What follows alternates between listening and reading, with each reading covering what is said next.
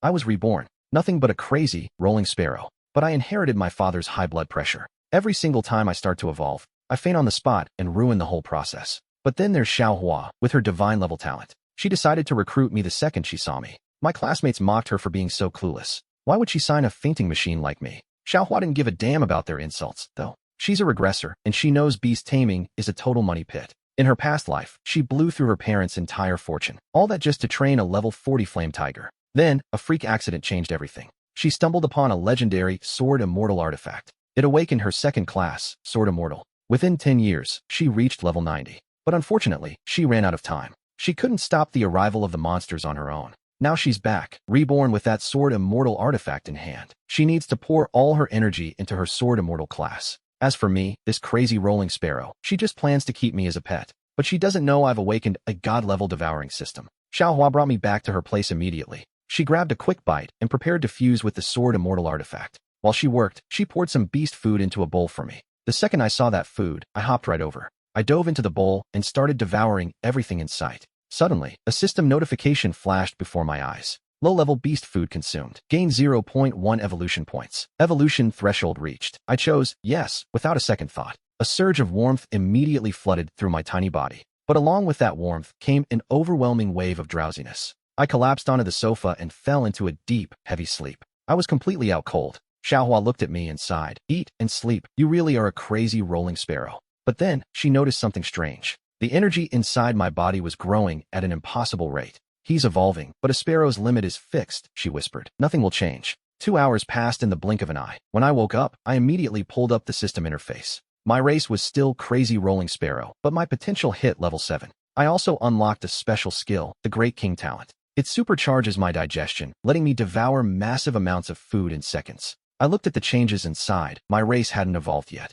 The next evolution requires a staggering 100 points. It took 2 days of hard work just to scrape together 10 points. At this rate, it'll take 20 days to evolve again, which is a real headache. While I was lost in thought, Xiaohua scooped me up and put me on her shoulder. She walked out of her room and shouted toward the rest of the house. Mom, Dad, the school is opening a mystic realm for beginners today. I'm taking the sparrow with me, she yelled, rushing out the door. Her mother watched us leave, her face tight with worry. Is she going to be okay? That sparrow is too weak to beat a level 1 monster. Xiaohua ignored the concerns and stopped to buy a longsword first. Then we hopped on a bus and headed straight for the Mystic Realm entrance. A massive crowd of students had already gathered at the gates. Suddenly, Qian Kuan appeared out of nowhere, swaggering toward us. Xiaohua, are you seriously bringing that dumb bird as your partner? He patted the shadow wolf by his side, showing off with a smug grin. My dad paid a fortune for this, a shadow wolf with level 55 potential. If you agree to be my girlfriend, I'll carry you through the Mystic Realm myself. A flash of icy rage flickered in Xiaohua's eyes. In her past life, this bastard Qian Kuan never stopped harassing her. All because she dared to reject his confession. He was the reason her parents ended up dead. Xiaohua glared at Qian Kuan, her voice dripping with venom. Who do you think you're talking to? Save your pathetic tricks for someone else. I stood tall on her shoulder, thinking, you really want to try me, kid? Before Qian Kuan could snap back, the teacher's voice boomed over the crowd. Everyone, line up and prepare to enter the Mystic Realm. Xiaohua followed the line immediately, keeping her cool for now. She couldn't settle the score with Qian Kuan in front of everyone. After all, his father was a powerful level 4 beast tamer. This debt would have to be paid back slowly, one piece at a time. As soon as Xiaohua stepped through the portal, the world around us began to warp and shift violently. A wave of dizziness hit me, and when I opened my eyes, we were somewhere new.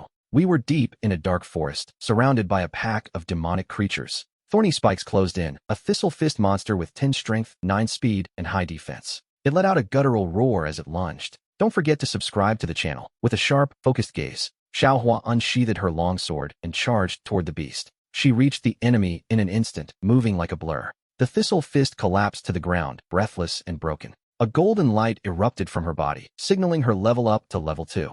I couldn't help but sigh as I watched the scene unfold. I thought, damn, you really are a regressor, aren't you? I leaned down and landed right next to the thistle fist's corpse. It was time for me to get to work. I began to devour the remains. A notification flashed. Host has successfully devoured the target. I gained 3 essence points and 3 experience points from that one kill. Before long, all 10 thistle fists were sitting in my stomach. My total essence points jumped by 30. Xiaohua watched me eat those monsters, a look of pure shock on her face. Then, she signaled for me to follow as we pushed deeper into the Mystic Realm. Along the way, she cut down every enemy that dared to cross our path. I followed behind her, treating the battlefield like an all-you-can-eat buffet. My level hit level 2, and my essence points finally reached 100. I called out to the system, I want to evolve. 100 essence points consumed. Evolution initiated. My stomach suddenly burned with heat. A mysterious force swept through my entire body, making me glow with a strange, eerie radiance. Sensing something was off, Xiaohua whipped her head around to look at me. She thought, another evolution? He already evolved once this morning. She wondered if this rolling sparrow was actually some kind of rare race. The light from the evolution finally began to fade away. I hurriedly pulled up my status panel to check the results. I saw my intelligence attribute had hit 15 points and let out a sigh of relief. The process was painful, but the boost in strength was worth every second. The next evolution requires 500 essence points. I'll have to keep relying on this regressor's kills. Xiaohua watched me, her heart racing with pure shock. A rolling sparrow that evolves twice in one day is unheard of. Even though my current strength was still limited, this rarity meant I could easily be sold for hundreds of thousands of gold coins. Xiaohua hesitated for a moment, then firmly shook her head. She thought, no, I promised to protect him. I won't break my word for money. We pushed deeper into the heart of the forest. Xiaohua looked toward the depths of the mystic realm and noted she had hit level 2. She muttered, the experience from these peripheral monsters isn't enough anymore. I need to go deeper. As we moved, she easily slaughtered every level 1 monster in her path within seconds. Her level quickly climbed to level 4, and I followed right behind, reaching level 4 myself. My essence points for evolution hit 450. Suddenly, Xiaohua locked her gaze on something ahead. A massive spider was perched there, surrounded by a thick, swirling mist.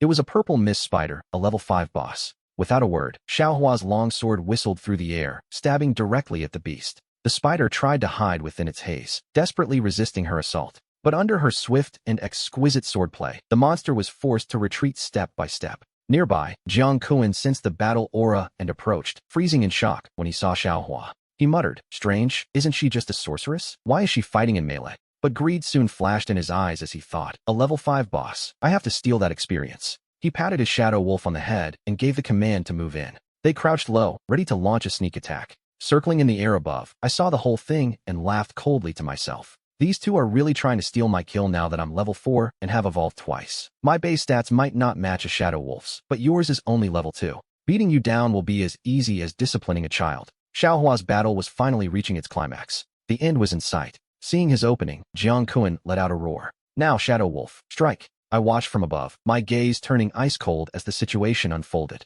I've been meaning to settle the score with you, and you just saved me the trouble of finding you. I tucked my wings and dove straight down from the clouds. Your grandfather is here, you brat. With a powerful flap of my wings, I unleashed my power. An air slash tore through the empty space between us. The Shadow Wolf didn't even have time to react before the blast slammed into it like a meteor. Its body hit the ground and convulsed a few times. Then, it stopped moving entirely. Xiaohua looked up, her eyes lighting up with pure joy when she saw me. Jiang Kuan watched his Shadow Wolf get insta-killed and felt a wave of pure panic. He spun on his heel, desperate to tuck tail and run. Xiaohua didn't hesitate for a second and gave the order, don't let him escape. I chirped a happy response and unleashed a barrage of air slashes. In a single flash, both of Jiang Kuan's legs were sliced clean off. After Brother Su Wan finished off the egg spider with a final arrow, he instantly pivoted and aimed his next shot straight at Jiang Kuan. Terrified, Jiang Kuan began to beg for mercy, crying out, I'm sorry, I was wrong. But Brother Su Wan didn't show even a shred of pity. A cold light flashed through the air.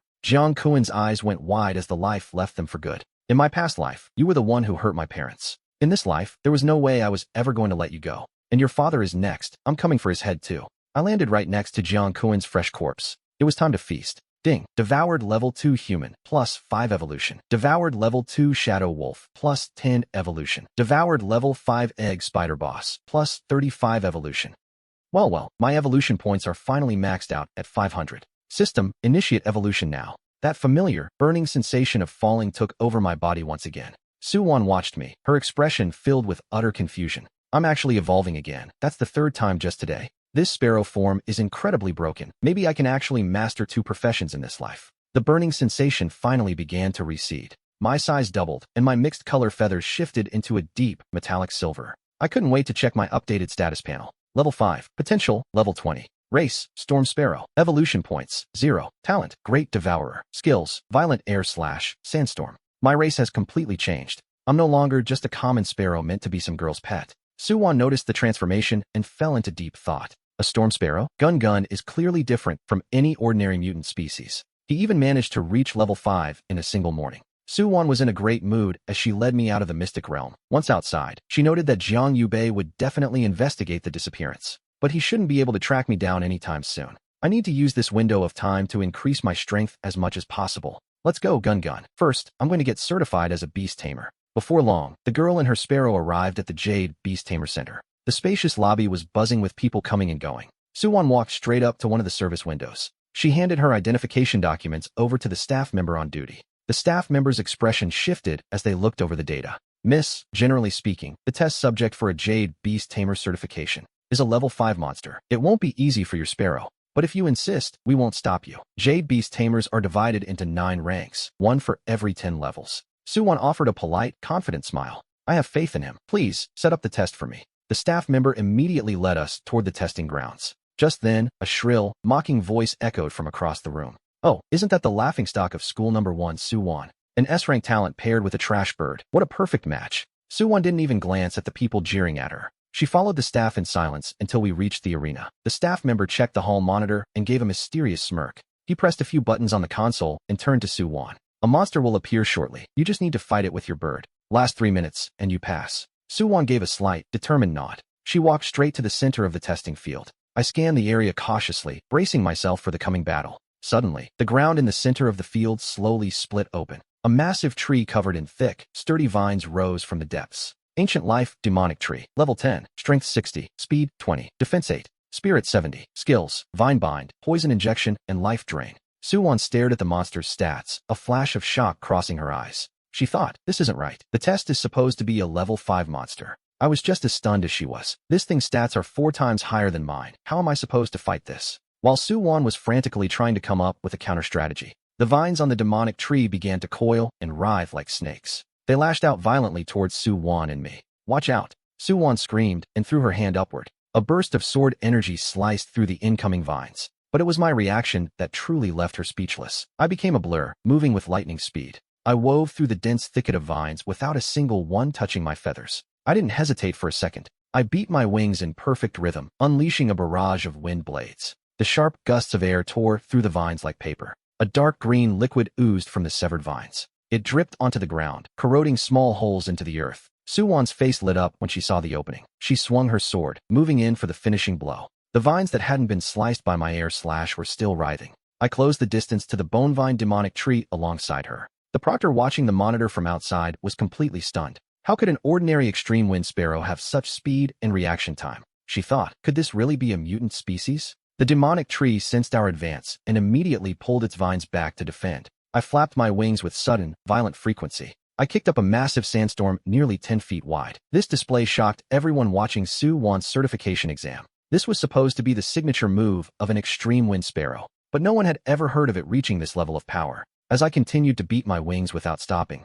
the stones swept up by the sand began to pelt the monster. They slammed into the vines like a hail of bullets. The bonevine demonic tree let out a high-pitched, piercing shriek. Even its tough, ancient bark began to show deep cracks. I took a sharp breath as I watched the carnage. This sword-killing skill was far more powerful than I had imagined. I didn't think it could produce this kind of physical impact. Suwon, naturally, wasn't about to let an opportunity like this slip away. She suddenly lunged toward the bonevine demonic tree. She raised her hand, condensing sword energy at the tips of her fingers. Then, she aimed it directly at the main trunk of the monster. The sword energy exploded instantly. In a single heartbeat, it sliced right through that massive body. The bonevine demonic tree was finished. It crashed into the ground with a heavy, dull thud. At that moment, the entire testing hall fell into a dead silence. I heard someone gasp. That thing was a monster among monsters. They actually killed a high-level threat. Suwon and I finally exited the testing space. Looking at the proctor's face, which looked like she'd just seen a ghost, I realized we might have caused some trouble. I thought, my bad. But the guild official stepped forward and told us not to worry. Killing this magic beast was a display of your own skill, so you aren't liable for the damage. And congratulations, as of today, you've officially made the cut. I was officially a First Tribulation Beast Tamer. The official handed Suwon a gleaming, golden card. Then, Suwon remembered something and spoke up. Can I keep the corpse of this level 12 bonevine monster? The official took a moment to consider it. Real monsters don't drop coins or loot. The body was essentially useless to the guild. Let's call it a reward for a job well done, he said. Since you're the one who took it down, the corpse is yours. Later, after we returned home, Suwon pulled out the remains of the level 12 monster and looked at me. Gun, this is a real monster's body. Its level is higher than yours, so be careful. The next second, I opened my mouth and swallowed the entire thing whole. A notification flashed. Devoured level 12 monster corpse. Evolution points +5. After I finished off every last piece of that monster's remains, My evolution points finally hit the 100-point mark. Right then, Suwon's phone started ringing out of nowhere. She saw it was her mother calling, and her expression shifted. She took a breath and decided to answer. Immediately, her mother's frantic, tearful voice came through the speaker. Suwon, something has happened to your father. The doctors say he might need immediate surgery, but we don't have any money right now. Don't worry though, I'll find a way. After Suwon hung up the phone, she collapsed onto the sofa. Then, with a grim expression, she looked at me. Gun, let's head out for a bit. We need to see if there's any way to make some quick cash. Our first stop was the Beast Tamer Guild, but the people there just mocked her for her low level. Little girl, I have to say, you've got guts. You really dare to come here and try to form a team alone. My father urgently needs money for surgery. So, tell you what, why don't I take you into a dungeon? I've got some free time. I'm level 15, you're only level 5. We can hit a level 10 dungeon. It'll be tough, but you should manage. After all, I saw your Beast Tamer certification test yesterday. A moment later, the dungeon portal flickered open. Suwon and I followed the stranger toward the light. With a flash, we stepped inside the dungeon. The difficulty of this dungeon isn't low at all. I'll try not to intervene so you can train on your own. If I stay back, you'll get more experience, Lysik said coldly. Suwon nodded, her gaze firm and determined. The environment was harsh, with yellow desert sands covering everything. In the distance, several magical beasts were wandering around. Those were the Earth Hunters, level 10 magical beasts. They're incredibly fast, so be careful when you engage them. Lysik pointed toward the figures lurking in the distance. Gun, use junk assassination. At Suwon's command, I moved immediately. I spread my wings and soared high into the air. My silver wings beat frantically, and in an instant, a small sandstorm began to swirl around us. The Earth Hunters didn't stand a chance. They were trapped blindly inside the raging sandstorm. Next, Suwon concentrated sword energy into her fingertips. She aimed directly at the Earth Hunter's vital points. With just one strike, the first beast fell lifeless to the ground. But Wang He wasn't going anywhere just yet. She didn't stop, spinning around to finish the second Earth Hunter with another strike. I circled in the air, continuously unleashing my junk assassination skill. I made sure to block the enemy's vision, keeping Suwon's movements hidden. Lysik stood there with her jaw dropped, watching us from a distance. Inside, she thought, these two, they can actually kill level 10 beasts this easily? Their coordination is simply perfect. Her mastery of skills also far exceeds anything her peers are capable of. What kind of background does this girl really have? As the battle wound down and she looked toward Tlaloc City, I flew down and began devouring the corpses of the magical beasts. Watching this scene, a trace of shock flashed across Lysik's face. A swift-winged sparrow eating monster corpses? Normal tame beasts don't do that. As time went on, the coordination between Suwon and me became more and more seamless. Lysik's disbelief only grew with every passing minute. They don't look like a new master and pet. They look like veterans who fought together for years. Another one. Suwon pointed toward a rock golem, her eyes burning with battle spirit. I immediately soared high into the sky to launch my next attack. I unleashed my junk assassination skill once again. I aimed to wrap around and take down the rock golem. I saw the perfect opening to strike at its vital points. The golem was wide open. After taking a direct hit to its weak spots, the massive rock golem collapsed with a deafening crash. Just like that, Suwon and I cleared another monster in the secret realm. Suwon's level had already climbed to level 7, and I had finally reached level 8. As I finished devouring the 9th magical beast, the system notification finally echoed in my mind. I chose to evolve without a second thought. That familiar light enveloped me as my body began to transform. It felt incredible. My wings grew longer and more powerful than ever before. My silver plumage shifted into a deep dark blue with streaks of gold. Lysik watched the scene, her eyes nearly popping out of her head. She couldn't believe a spirit pet could evolve on its own like this. Soon, the transformation was complete. The light faded, and I felt a new surge of power filling my heart. I felt it throughout my body, especially the new body shift skill. It allowed me to create multiple copies of myself. I could summon clones in the blink of an eye. Right then, the system chimed in with a major update. Ding! Host has completed 3 evolutions, unlocking the evolution branching system. From now on, evolving would require more than just points. I'd need specific items to serve as catalysts for my next forms. Evolution Branch 1. Key item, Silver Sparrow Worm. Evolution target, Bee Fay. Evolution Branch 2. Key item, Earth River.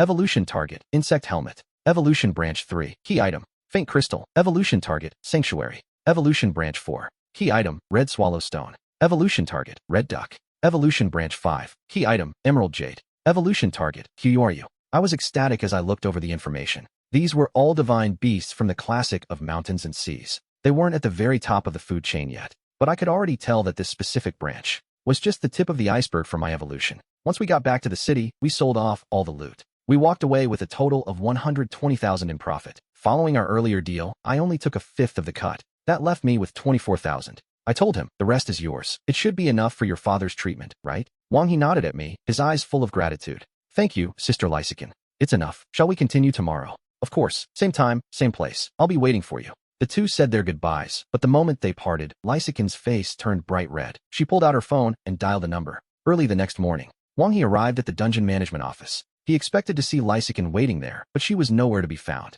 I looked around, but she was nowhere to be seen. That's strange. Why hasn't Sister Saikin arrived yet? I checked the time on my watch while standing there. I perched on my partner's shoulder, scanning the area cautiously. I had a nagging feeling that something was about to go wrong. Suddenly, a pair of elegantly dressed hunters appeared. They walked slowly toward us, leading a large group of people. They were decked out in high-end gear and expensive accessories. Shiny, top-tier equipment hung from their waists. You could tell these guys were loaded just by looking at them. Hey, they are beautiful. Are you all alone? Why don't you team up with us? The man in the lead asked. He was checking her out from head to toe with a sleazy smirk. My partner couldn't help but frown at the intrusion. The way he looked at her made my skin crawl. Sorry, I already have a teammate, she replied coldly. Her tone was sharp, but the man didn't take the hint and stepped closer. He flashed a grin that was pure arrogance. Now, little lady. A girl as beautiful as you shouldn't be wandering around like this. It's far too dangerous to be all alone. Why not join us? We can personally guarantee your safety. I promise your profits will double, so there's no need to refuse. Su Guan's expression turned icy as her gaze sharpened under his stare. A flash of pure greed flickered in the man's eyes as he pressured her to join. We have top-tier gear and can carry you through high-level dungeons. You'll definitely earn more than you did yesterday. I watched him closely, wondering how he knew about her previous run. Su Guanj arched an eyebrow, realizing these people had been tracking her. I'm not interested. I can take care of myself, she said firmly. She wasn't giving an inch of ground to these creeps. Seeing her resolve, the man stopped pushing and gave a meaningful smirk. Suit yourself. Goodbye, beautiful. I'm sure we'll meet again soon. He turned to leave, but a sinister coldness flashed across his face. We waited 2 hours, but Sister Saikin was still a no-show. Su Guanj didn't want to waste more time and decided to enter the dungeon alone. She stroked my feathers gently and whispered, "Let's go, Gun Gun." I let out a chirp of approval, ready to dive back into the action. I needed to level up as fast as possible to protect her. I needed more evolutions, and I needed them now. Su Guanj chose a level 7 dungeon and entered it alone. But shortly after we stepped inside, that same group of men from before appeared at the entrance. They followed us in silence, a chilling light gleaming in their eyes. This was a low-level dungeon, so Su Guanj started clearing mobs at random. She wasn't being cautious like before. She began pulling massive groups of monsters at once. Then she turned the killing over to me, and I officially took flight. I transformed into a small tornado, tearing through the dungeon instantly. Innumerable monsters were sucked into the center of my storm. Su Guanj moved through the chaos, her fingers guiding her blade like a conductor. Every single strike hit a monster's vital point with surgical precision. In just a few minutes, we cleared the entire area. The constant combat pushed Su Guanj's level up to 8 in a flash. See you in the next one. Thanks for watching the video. She felt herself taking another massive step forward. Su Guanj smiled to herself, feeling the surge of power. She was getting closer to the peak she reached in her previous life. However, something unexpected was about to catch her off guard. I hadn't even had a chance to savor the feeling of my new strength yet. Suddenly, from every single direction, a massive swarm of monsters began to close in. They were all converging on me. What the hell is going on? Why are they grouping up like this? They were coming all at once. Su Guanj frowned, knowing this was impossible for a low-level dungeon. Reluctantly, she went back to work, using her fingers to guide her power. She used her hand like a blade, coordinating with me to face wave after wave of attacks. Gun Gun, watch out, Su Guanj shouted. She screamed my name just as the monsters lunged. Sword energy shot from her fingertips, obliterating the beasts. She picked them off one by one as they tried to swarm us. Who's there? I wondered, sensing something off. I stayed in the air, constantly unleashing my skills on the horde. My platinum fairy wings acted like twin blades, slicing through monster flesh. But the endless fighting was draining Su Guanj. Her movements slowed, and her breathing grew heavy. She was exhausted, gasping for air. She leaned against a rock, struggling to stay upright. These monsters are too strange. Something is definitely wrong here. Why won't they stop? Su Guanj scanned the area, her eyes sharp and alert. The sense of dread in my heart was only getting stronger. Right then, the sound of clapping echoed from nearby, shattering the silence. Not bad at all. A voice rang out through the dungeon. The little beauty's strength is actually quite impressive. Several familiar figures stepped out from the shadows. It was the same group of thugs from before, the ones who had cornered us. Back at the administration office, they chuckled as they watched us. They stared at Su Guanj with a dangerous glint in their eyes. Now, you don't have the power to resist anymore, do you? The leader asked, licking his lips. A disgusting, predatory smile spread across his face. Come with me, and I guarantee you'll feel amazing, another short man sneered. They closed in on Su Guanj, who was still leaning against the rock with her head down, looking completely spent. Just as they thought she was ready to be handled, I suddenly took flight. I flapped my wings violently, unleashing an unprecedented, raging storm upon them. At that exact moment, Su Guanj's weak facade vanished. She erupted with an astonishing energy, moving through the crowd like an elusive ghost. With a calm flick of her hand, she shook droplets of blood from her fingertips. The men didn't even have time to scream before they hit the ground, dead. The leader stood there stunned, unable to believe that his prey had been hiding such terrifying power. She moved through them like a blur, weaving through the crowd like a vengeful ghost. With a calm flick of her wrist, she shook the blood from her fingertips. The men collapsed before they could even let out a scream. They lay there in the dirt, with nothing but pure shock frozen in their eyes. The leader stood paralyzed, stammering in total disbelief. "It's impossible. Your power shouldn't be back yet." Su Guanj didn't answer. She had lived through this 1,000 times in her past life. She had mastered the art of hiding her strength to lure enemies into a trap. Working in perfect sync with me, she made sure these thugs paid for their intentions. In seconds, the threat was completely wiped out. Their lifeless bodies were scattered across the floor like trash. Su Guanj suddenly turned her head, staring toward a dark, empty corner. "Have you seen enough of the show?" she asked coldly. Chapter 11, The Family Dinner. Out stepped Li Siqin, wearing the face of a refined gentleman. He offered a gentle smile, but his eyes flashed with a sharp, electric light. "Sister, what incredible skill," he remarked, watching her closely. "I must say, I am very impressed. But unfortunately, God's eternal rest is truly eternal. And my sister's final resting place will be right here." Li Siqin's smile slowly began to freeze on his face. "As for your little bird, sister, I'll take good care of him for you." His gaze landed on me, dripping with pure greed and desire.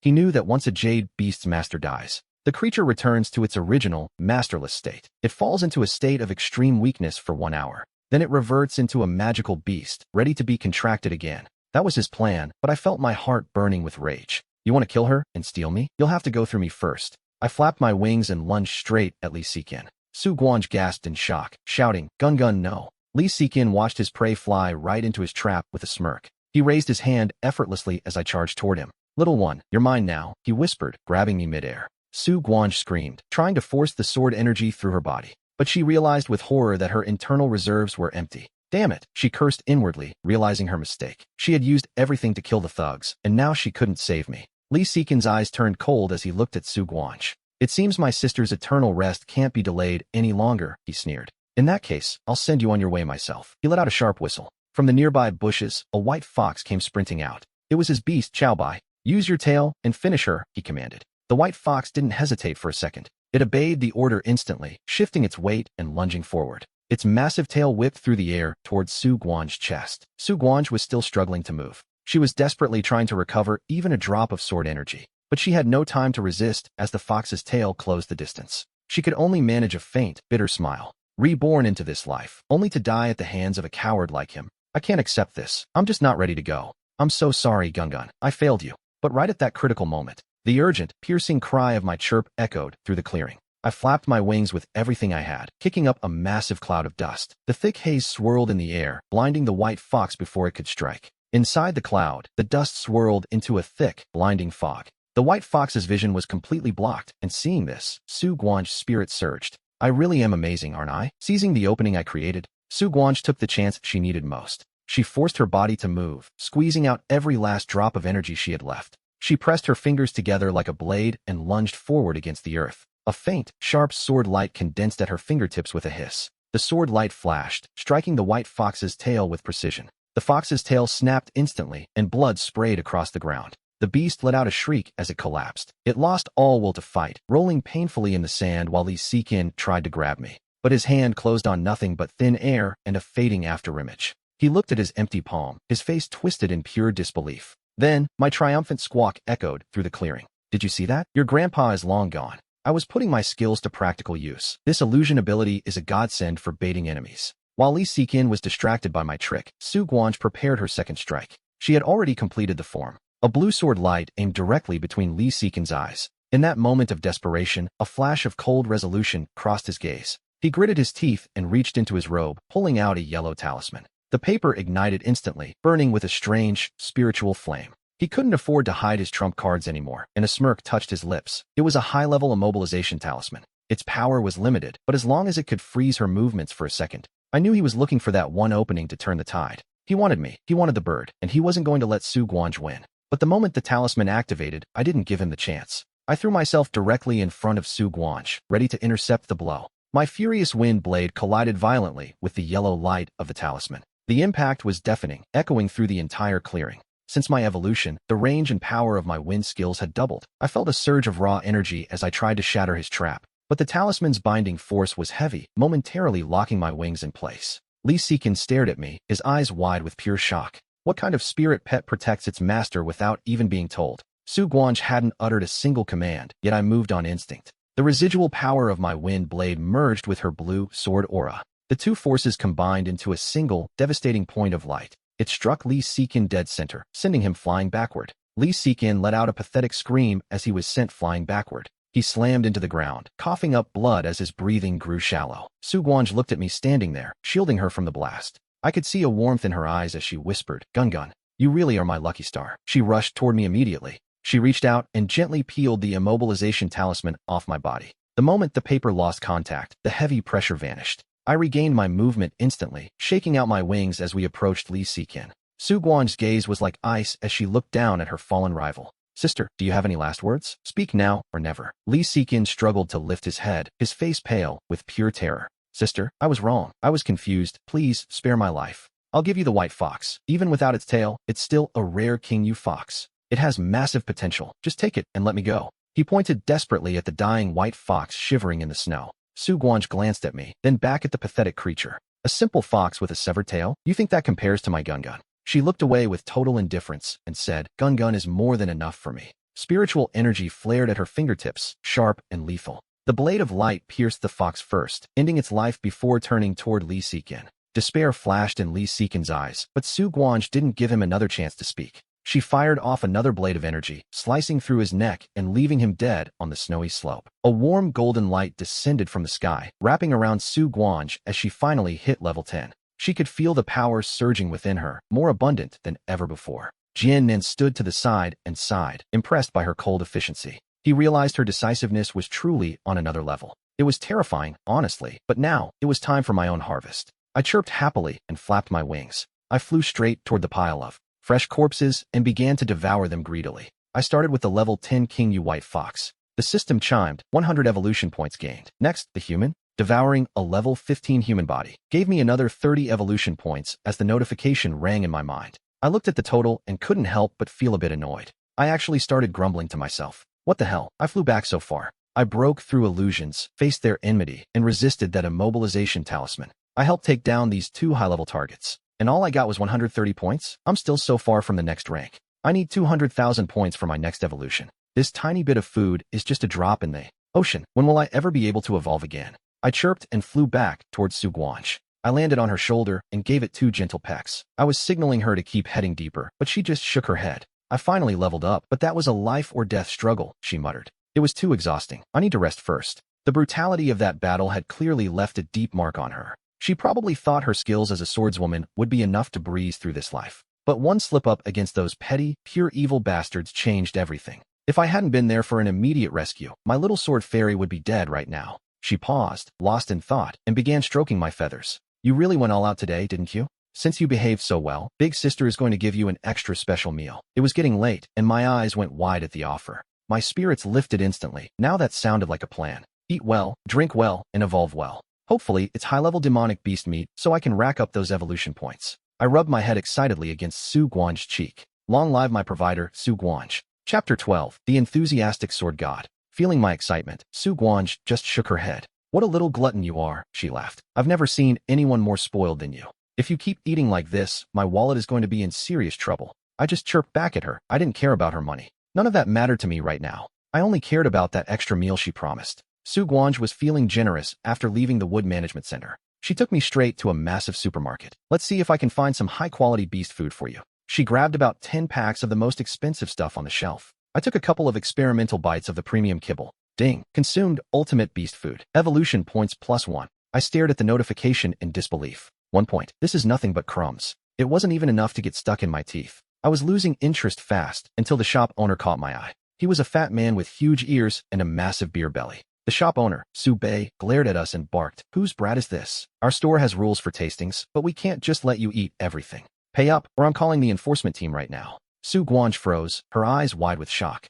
She started apologizing immediately. "I'm so sorry, his appetite is just. My little Gun has a massive stomach. How much compensation do you want?" she asked as Su Bei's gaze shifted. He looked her up and down, his eyes scanning her from head to toe. With her pale, soft skin, she was a rare beauty. He swallowed hard and said, "It's simple. This ultimate longevity ration. It's 2,000 yuan a bag, and you open 10. With the penalty, you owe 200,000. Before Su Guanj could even speak, I was already cursing him in my head. I only took 2 bites, and he wants 10 times the price? This fat pig is a total scammer. Su Guanj's face fell as the number sank in. 200,000. Between the reward for killing the Lysican and her life savings. She was barely scraping by as it was. That kind of money was a fortune to someone in her position. It was every cent she had managed to gather over the years. If she lost it all now, she'd have to start from zero again. She looked at him with a pained, pitiful expression. "I only have 20,000 on me. Could you be a little flexible?" Su Bei rubbed his massive belly. He scanned Su Guanj up and down with a lecherous grin. "Of course I can, but we'll have to see if the lady shows some sincerity." "Sincerity? What kind of sincerity?"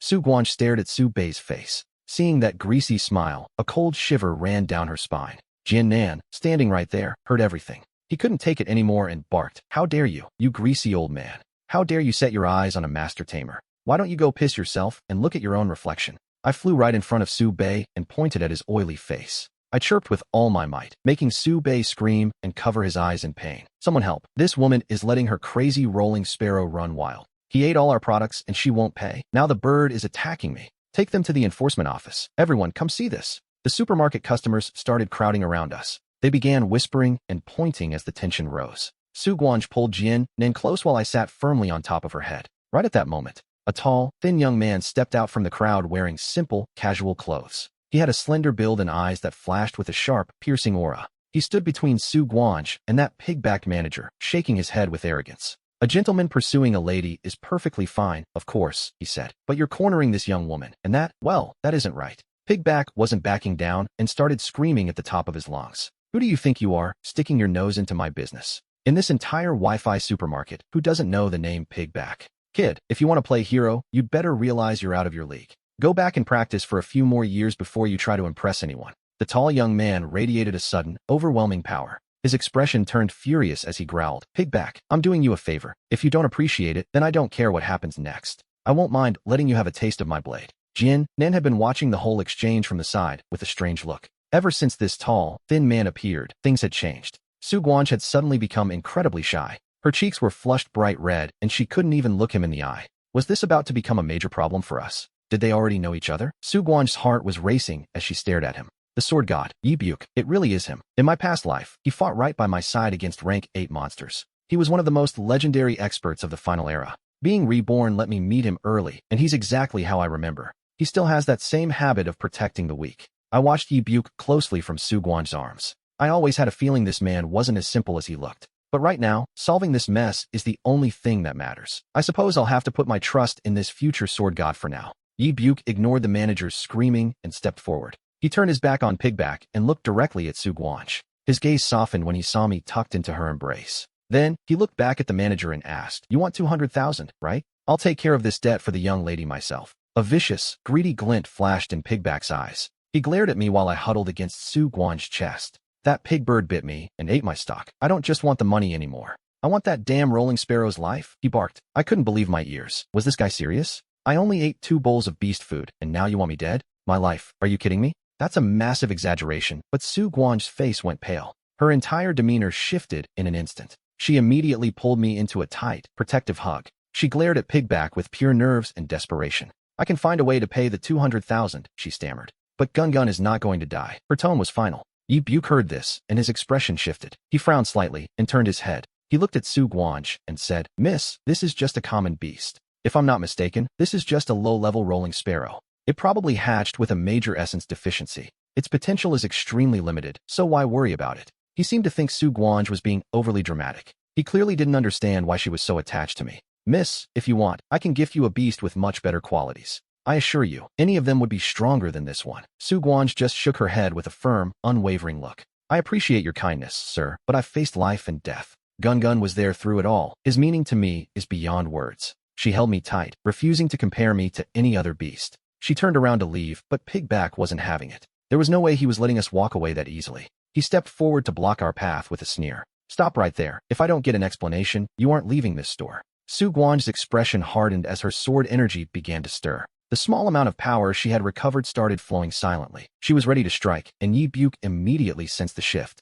His face changed as he felt the purity of her aura. He realized this woman was far from ordinary. He quickly stepped in front of Pigback to de-escalate. Brother Sue, listen to me. This is just a matter of a debt. Why make such a dramatic scene over it? This young lady is clearly talented, even if she's a bit stubborn. Be generous. Even if you kill that sparrow, your money won't magically reappear. Do me a favor instead and let this go. I will personally compensate you with 400,000 to settle the matter. What do you say? For 100,000 for your silence. Pigback looked at him, his eyes filled with suspicion and greed. Thanks for watching. Thanks for watching the video. He reached back and unstrapped the long sword wrapped in cloth from his back. He slammed the blade down onto the floor with a heavy thud. The scabbard looked simple and weathered, but the weapon itself felt ancient. It gave off a subtle, extraordinary aura that commanded respect. He declared, "This sword of mine will serve as collateral for now. Is this enough for the 400,000? Pigback stared at the blade and hesitated. After a moment, he gave a slow nod of agreement. Fine, I'll do you this favor, young man. You have my word. I'll give you 3 days. Bring the money by then, or this sword belongs to me."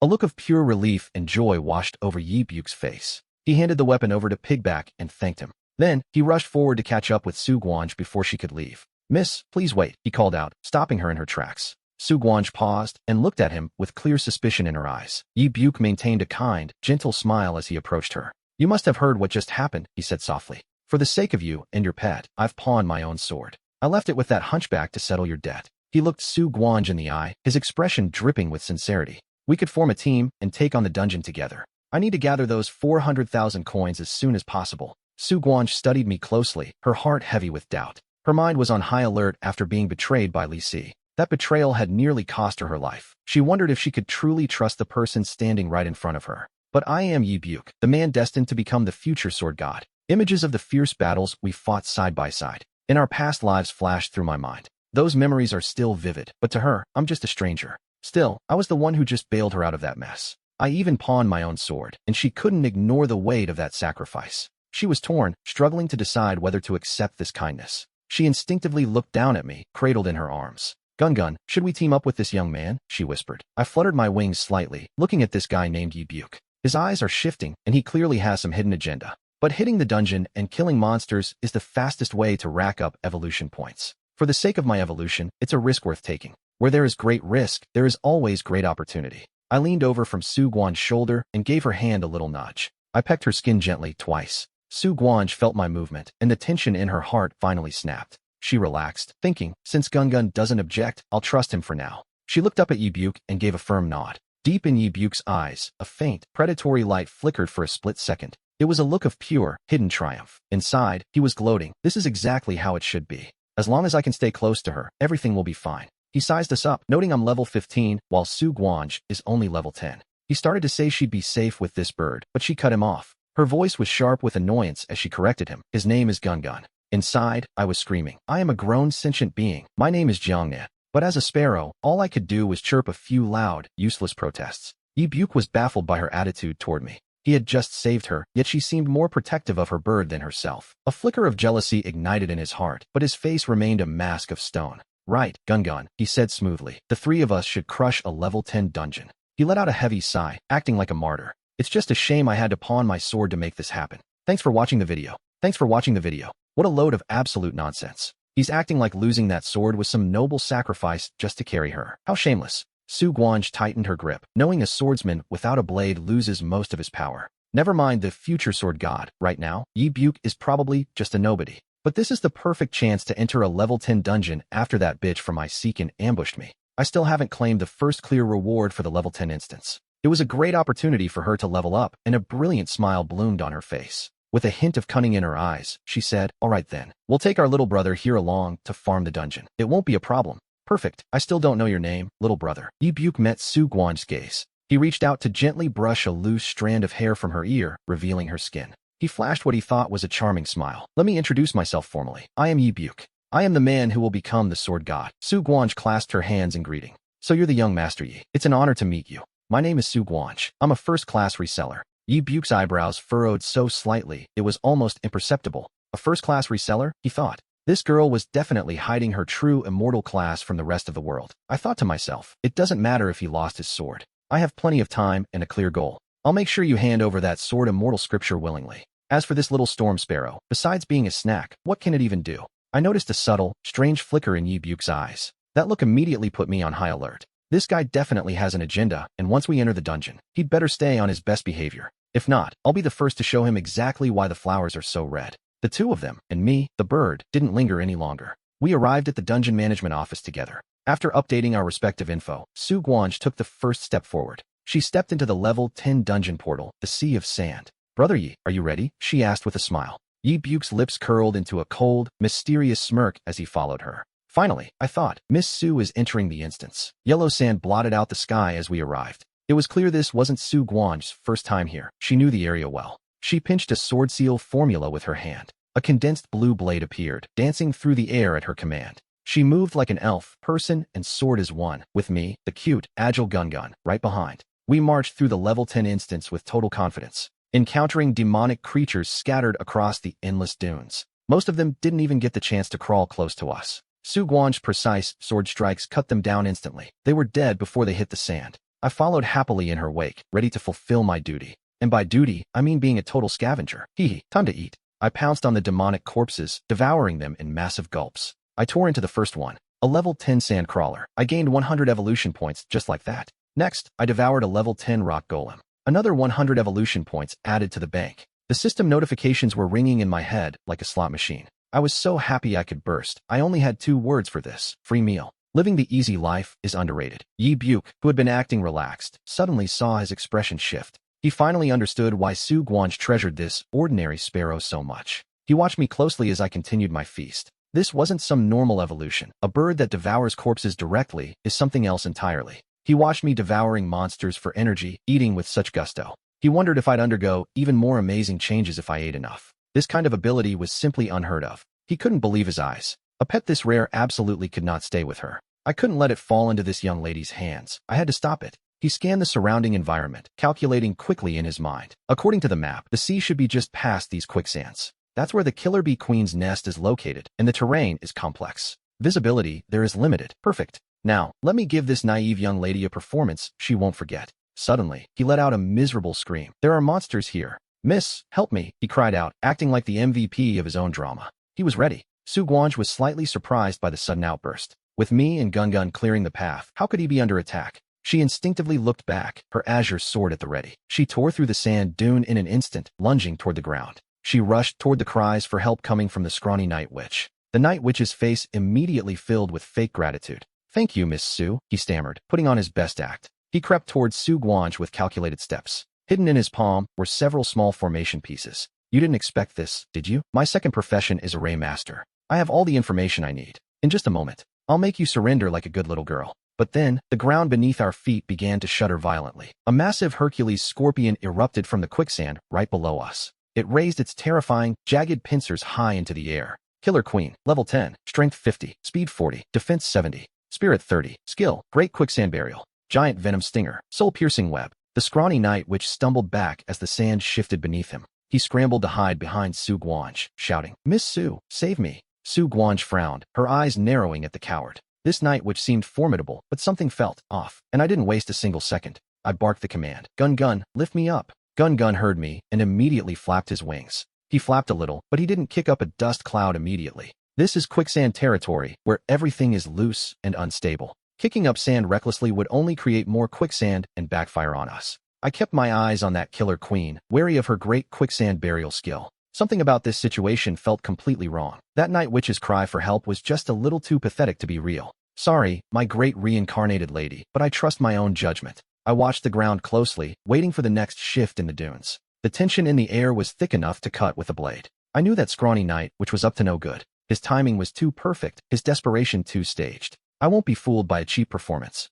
It was time to make my move before the trap snapped shut. My figure suddenly blurred, leaving nothing but an afterimage behind. I activated body swap, vanishing from my previous position. Su Guanj saw that I didn't follow her order to lift her up. She looked confused for a split second before shouting out in a panic, Gun, watch out." The killer queen saw a tiny bird actually daring to charge straight at her. She lashed out, her massive stinger whistling as it tore through the air. She counterattacked suddenly. Too bad, that lethal stinger only hit a fading afterimage. Su Guanj seized the moment while the Sand Fairy Queen completely whiffed her strike. She dragged the night witch toward a dune of relatively solid sand nearby. "Rest here," she said, Gun, and I will handle her." The Sand Queen actually looked rattled after that miss. Her massive body twisted a few times as she let go. She dove straight back into the quicksand and vanished. Su Guanj sighed in relief, thinking the queen's skills were on cooldown. She wanted to recover her sword energy, but I wasn't relaxing. I kept circling in the air, scanning the ground with sharp eyes. From up here, I could see the danger much clearer, right behind Su Guanj, not far away at all.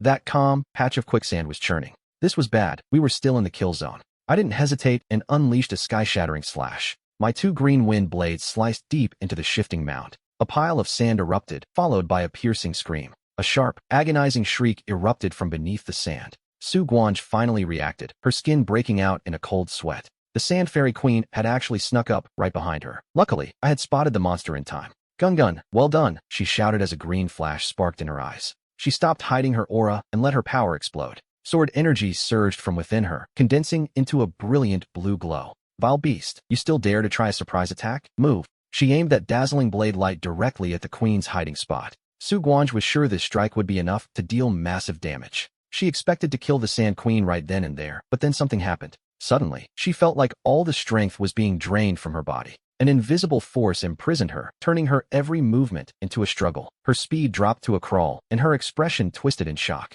What's happening? Does this boss have a suppression skill too? She couldn't believe she was being pinned down like this. This was only a level 10 dungeon. It shouldn't be possible. How could a monster here have such powerful crowd control? From my vantage point in the air, I saw the truth clearly. While Su Guanj was busy condensing her energy, that snake Ye had moved. The beast's massive body convulsed as if it were on the verge of death. It instinctively tried to burrow back into the sand to make a final escape. But how could I possibly let it get away with that? Up in the air, I watched as Ye, who had been hiding the whole time, finally moved. He was silently planting 4 small formation flags in the sand around Su Guanj. That snake, he really isn't a good person at all. To think he'd actually sabotage his own teammate at a critical moment like this. A surge of pure anger flared up in my heart. I was ready to dive down and shatter those flags to set her free. But then, Ye suddenly lunged forward and slammed his hand onto the ground. He put on a mask of fake righteousness and shouted, "Miss Su, don't be afraid. I'm coming to help you." I nearly choked on my own breath watching him. This guy is a world-class actor. How can someone be this shameless? Su Guanj was stunned, her mind racing with confusion.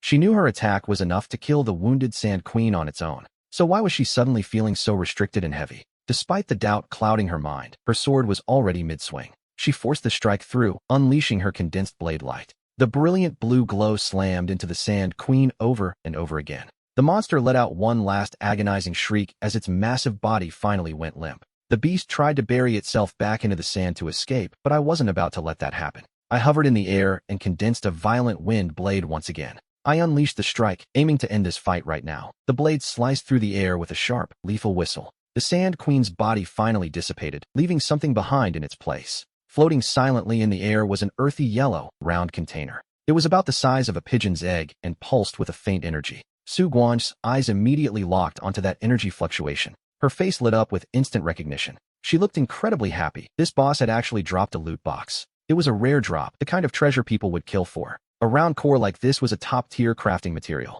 It could be used to forge powerful equipment or absorb directly to boost one's strength. She pushed down the lingering discomfort in her body from the previous struggle. She forced herself to move, ignoring the weight pressing down on her. She quickly stepped forward and reached out her hand to grab it. Her fingers were inches away from that precious round box. She was so close to claiming her hard-earned prize. But then, something went wrong. Just as her hand was halfway there, her entire body suddenly went stiff. A massive sense of restriction washed over her again. It left her instantly paralyzed, and then I heard Yiwuk's voice. He spoke from behind her with a faint, mocking smile. "Miss Su, about this round box. Could you give it to me?" Su Guanj's brow furrowed in anger. She forced herself to turn around. She glared at him coldly and asked, "Brother Yi, what is the meaning of this? Gun and I killed the Sand Queen, so this loot belongs to me. It has nothing to do with you." Yiwuk's smile didn't fade, but his tone shifted. He sounded disturbingly casual as he said, "You can't really say that. Miss Su, if I hadn't used my family treasure to lock the Queen's position, how could you have hit her so easily? I deserve the most credit here."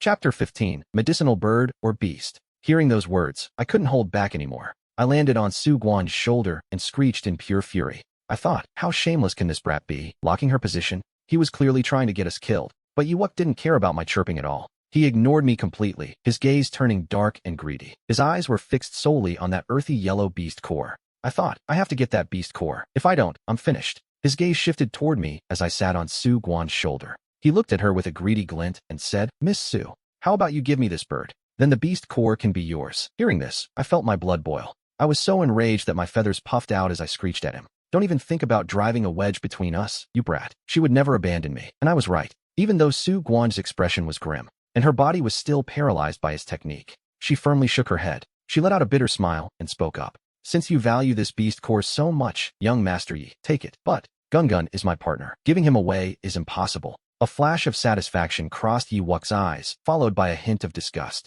He looked disappointed as he reached out and grabbed the beast core. He stuffed the earthy yellow stone into his pocket. Thank you for your generosity, Miss Su, he said, but I didn't wait any longer. I flew immediately toward the spot where the Sand Queen had vanished. Traces of energy were still lingering there, so I opened my beak and activated it. Devour talent activated. Ding. Congratulations on devouring the million-year Sand Queen. The demonic monster's remains contained a small amount of residual energy. You have obtained 1,000 purification points. The system notification rang in my head, and I couldn't help but reel. Wait, 1,000 points? Why did devouring this one give me so much more than the dozens of monsters before? Could it be because the monster that produced the beast core still had massive amounts of residual energy left in its body, even without the core itself? I'm rich. I'm absolutely loaded. Chirp, chirp. I flew back to Su Guan's shoulder in a state of pure excitement. I nuzzled her cheek gently with my small head. I gave her 2 soft pecks, and I felt the paralysis on her body finally fade. Yi Wuck must have deactivated his formation. She reached out to stroke my feathers, her face pale with exhaustion. Are you okay, Gun? This dungeon is cleared. Let's get out of here and hit the next one tomorrow. Yi Wuck approached us again, that same fake, warm smile plastered on his face. Miss Su, since the dungeon is complete, we should count the loot before we leave. Besides the beast core I took, we gathered many other materials along the way. He was acting like nothing had happened, but he stepped forward. He looked at Yi Wuck with cold eyes and flatly refused. There's no need to count anything. If you like any of those materials, just take them as my thanks. Consider it a favor for helping me out at the supermarket earlier. She paused and looked at Yi Wuck with a gaze that could draw blood. It was cold, sharp, and final. However, I don't think it's necessary for us to keep teaming up. The fake smile on Yi Wuck's face froze instantly. He looked startled, stammering, Miss Su, what is the meaning of this? Inside, he was fuming. Is this girl trying to burn the bridge after crossing it? Did she figure something out? I watched as his eyes darted around in panic. Miss Su, please, tell me what I did wrong. He was even more shocked deep down, his heart racing with anxiety. Was he exposed? No, he had to find a way to stay close to her. Thinking fast, he realized he couldn't let his meal ticket walk away. He stepped forward and said, Miss Su, don't misunderstand. It's not that I wasn't trying. It's just that I didn't have a proper weapon on hand. Don't worry. Tomorrow at 9, I'll definitely come back with a powerful weapon.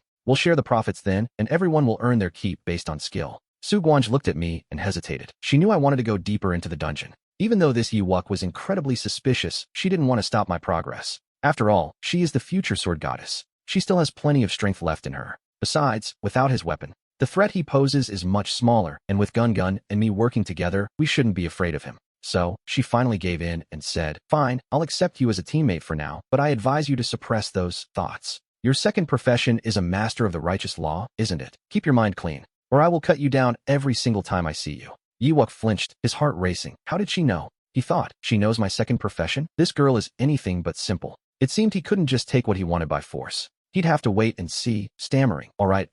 I will definitely be more careful next time, Miss Su. Please, don't be angry. With that, the two of them went their separate ways. Su Guanj carried me along, looking for a place to eat. She wanted to find her father and get some food. But for me, the Jiangnan of today, normal food didn't matter anymore. I was only focused on my lifespan, and I hadn't been interested in eating for a long time. Su Guanj looked at me with a helpless sigh, wondering what it would take to actually satisfy my appetite, while I just chirped back at her. Ordinary food? That wasn't going to cut it for me anymore. I needed monsters with lifespans to devour. I needed energy and evolution points, and as the thought crossed my mind, I flapped my wings and flew straight back toward the supermarket. Su Guanj scrambled to keep up with me. Gun, wait for me. Why are you flying so fast all of a sudden? I ignored her, weaving past the rows of advertisements. I could smell it. A monster, a very delicious-smelling monster. I could feel a powerful surge of energy radiating from nearby. I followed the scent all the way until, finally, I stopped right in front of a specific stall inside the supermarket. Su Guanj finally caught up to me, panting for breath. She saw the massive banner hanging over the stall and understood why I ran.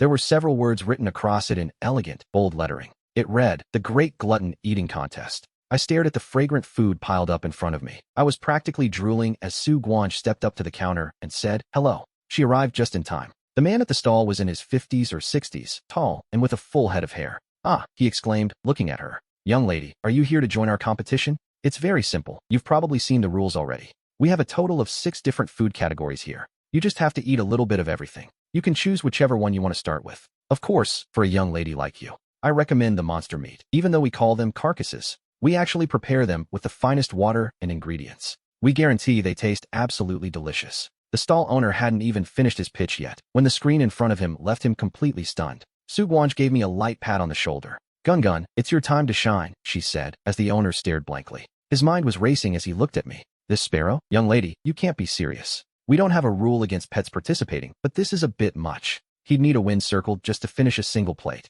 Are you sure he can actually do it? He had barely finished his sentence when the stall owner froze in complete shock. I am a rolling sparrow. This is my rebirth. This little bird had actually turned into a massive granary. I had eaten everything at his stall. Su Guanj smiled slightly and said, Boss, don't judge a pet by its cover. Because of his race, my gun is actually super powerful. I lifted my head, puffed out my chest, and flew onto Su Guanj's shoulder. I gave her 2 little pecks. Chirp, chirp, master, I think I did pretty well, right? Don't forget about the gluttony competition. There is supposed to be a prize. The owner looked a bit embarrassed and said, Boss, look. He was a sensible man and saw that I had won the battle. Since the pet won the gluttony contest, he had to give up the reward. I'll give you this 9 Heavens 10 Emperors immortal slaying sword. Su Guanj weighed the blue blade in her hands. The 9 Heavens 10 Emperors immortal slaying sword. It was old and stained. It looks more like a kitchen knife than a sword, despite its grand name. The name sounds imposing and authoritative, but the actual appearance is beyond words. Su Guanj curled her lips helplessly, wondering if this was even worth it.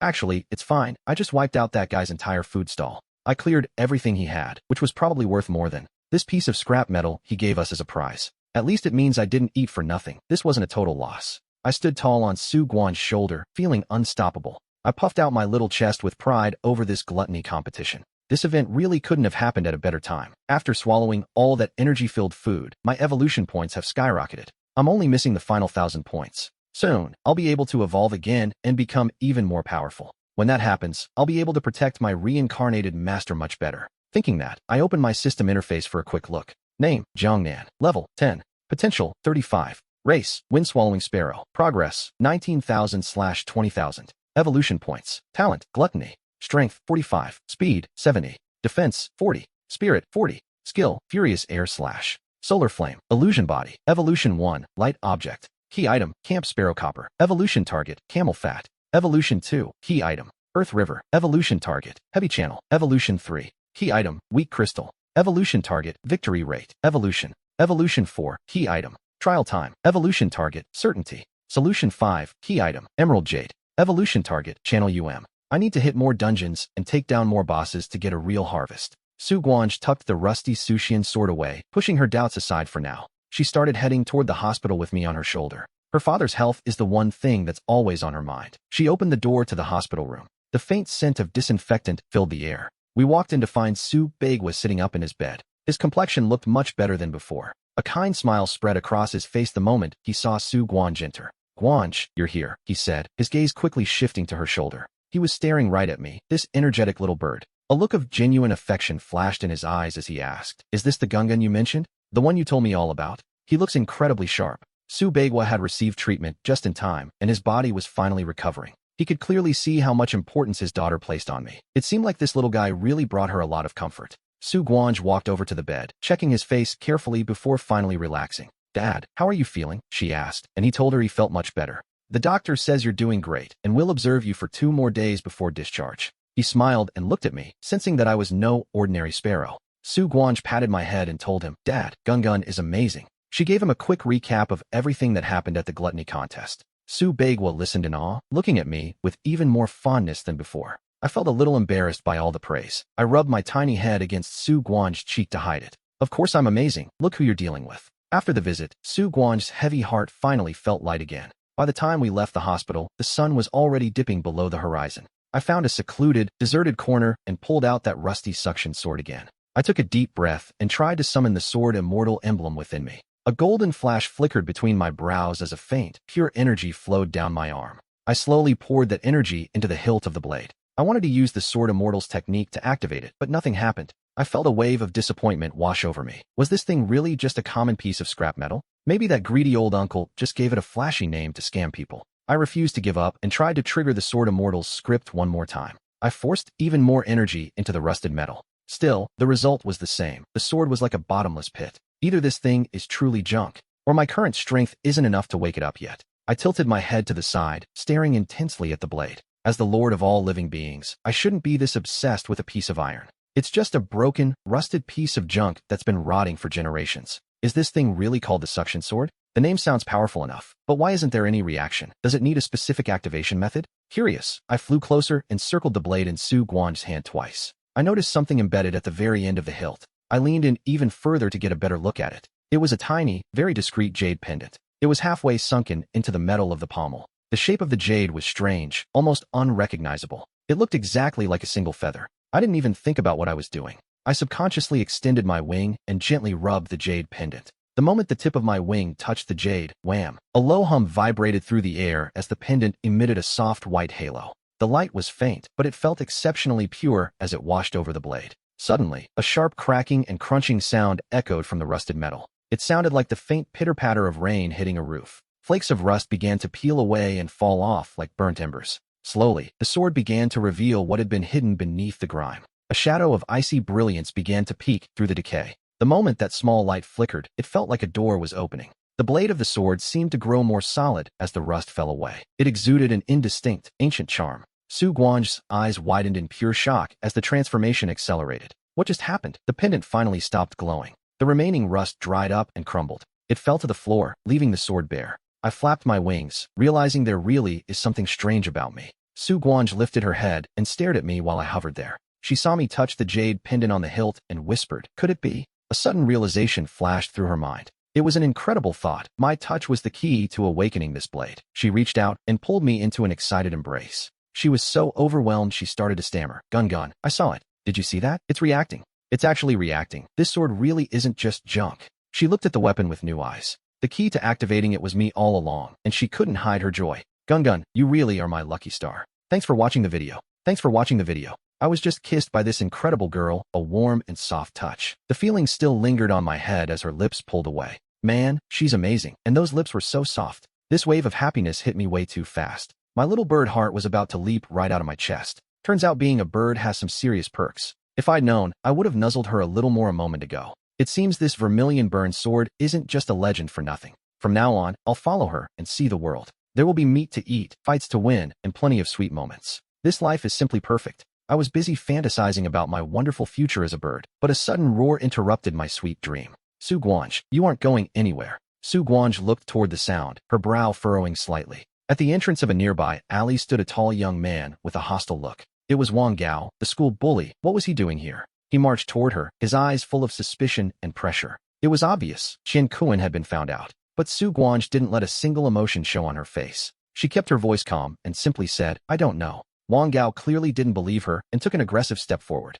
"Guanj, I suggest you confess honestly right now," he growled. He reminded her that Qian Kuan's father was the head of the community, and that powerful man had already started his search. If he found out she was involved, things would get ugly. Su Guanj felt a chill in her heart at the mention of Qian Yubei, but she refused to let him intimidate her with that name. She met his gaze with cold eyes and told him to get lost. She even threatened to use a stick to beat him away if he kept harassing her. Wang Gao's eyes finally shifted and landed on me, perched on her shoulder. A flash of genuine surprise crossed his face. He realized I wasn't the same pathetic bird I used to be. I had actually evolved into a wind-breaking sparrow. He found it interesting, but he still looked at me with pure contempt. To him, I was just a low-level magical pest that happened to change form. He sneered, calling me a broken bird that wouldn't live long anyway. Even if I evolved, he thought I was still beneath his notice. He sneered that birds like me don't live long, then mocked my chirping. I heard every word, and my blood started to boil. Who says I won't live long? I'm a future divine beast. How dare he look down on me and threaten a great reincarnated being? I flapped my wings and transformed into a streak of light. I lunged forward like a lightning bolt, aiming straight for his face. I dove right at Wang Gao without hesitation. My target? His eyes. The arrogant fool didn't see it coming at all. He couldn't believe a little bird could be this fast. My strike was precise and intense. His eyes began to swell from my pecs as he stumbled back clumsily. His face was burning with pain and shame. Su Guanj watched Wang Gao's pathetic humiliation unfold. She couldn't hold back a satisfied laugh. She reached out to stroke my feathers as I returned to her shoulder. She showered me with praise right in front of him. Gun, well done, she whispered softly. I lifted my tiny head with pride and rubbed my cheek against hers. I chirped happily. It was nothing for a master like me. Wang Gao covered his face, his body trembling. He was shocked and furious, cursing both me and Su Guanj. He shot a dark, cruel look toward her. Fine, he spat out. Su Guanj, just you wait. I'm going to report every single detail to Qian Kuan.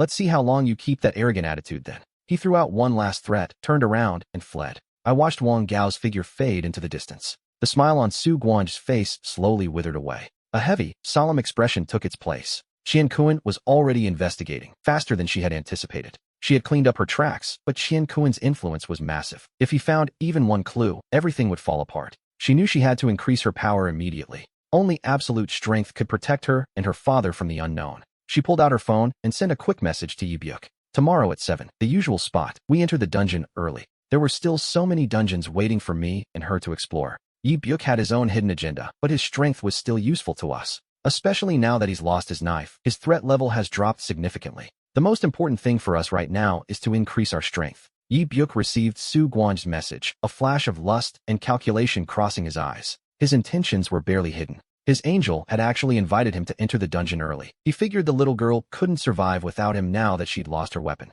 As long as he stayed close, he'd have his chance to execute his plan. He immediately typed back a response. No problem, Miss Su. Tomorrow at 7 sharp. I'll be there. He set his phone down, a smug smile tugging at the corner of his lips. Su Guanzhi, you won't escape me. The next morning, the instance administrator opened the gates to a massive crowd. Su Guanzhi arrived at the dungeon entrance exactly on time. She scanned the area, her eyes searching the crowd for her partner. She quickly spotted Yi Byuk waiting off to the side. But the Yi Byuk standing there today looked like a completely different person. He stood tall, a new weight to his presence. He carried a long sword on his back, its scabbard simple and ancient. Even sheathed, the blade radiated a faint, sharp aura of power. Yi Byuk saw Su Guanzhi and immediately began walking toward her. He wore that same gentle smile and said, Miss Su, you've arrived. Su Guanzhi nodded, her gaze lingering on the sword strapped to his back. It seemed he really did go out and prepare a new weapon. With a sword in hand, he could finally unleash the true power of a sword god. I knew she was still on guard, but for this dungeon, he was a necessary force. Which instance are we entering? Yi Byuk asked proactively.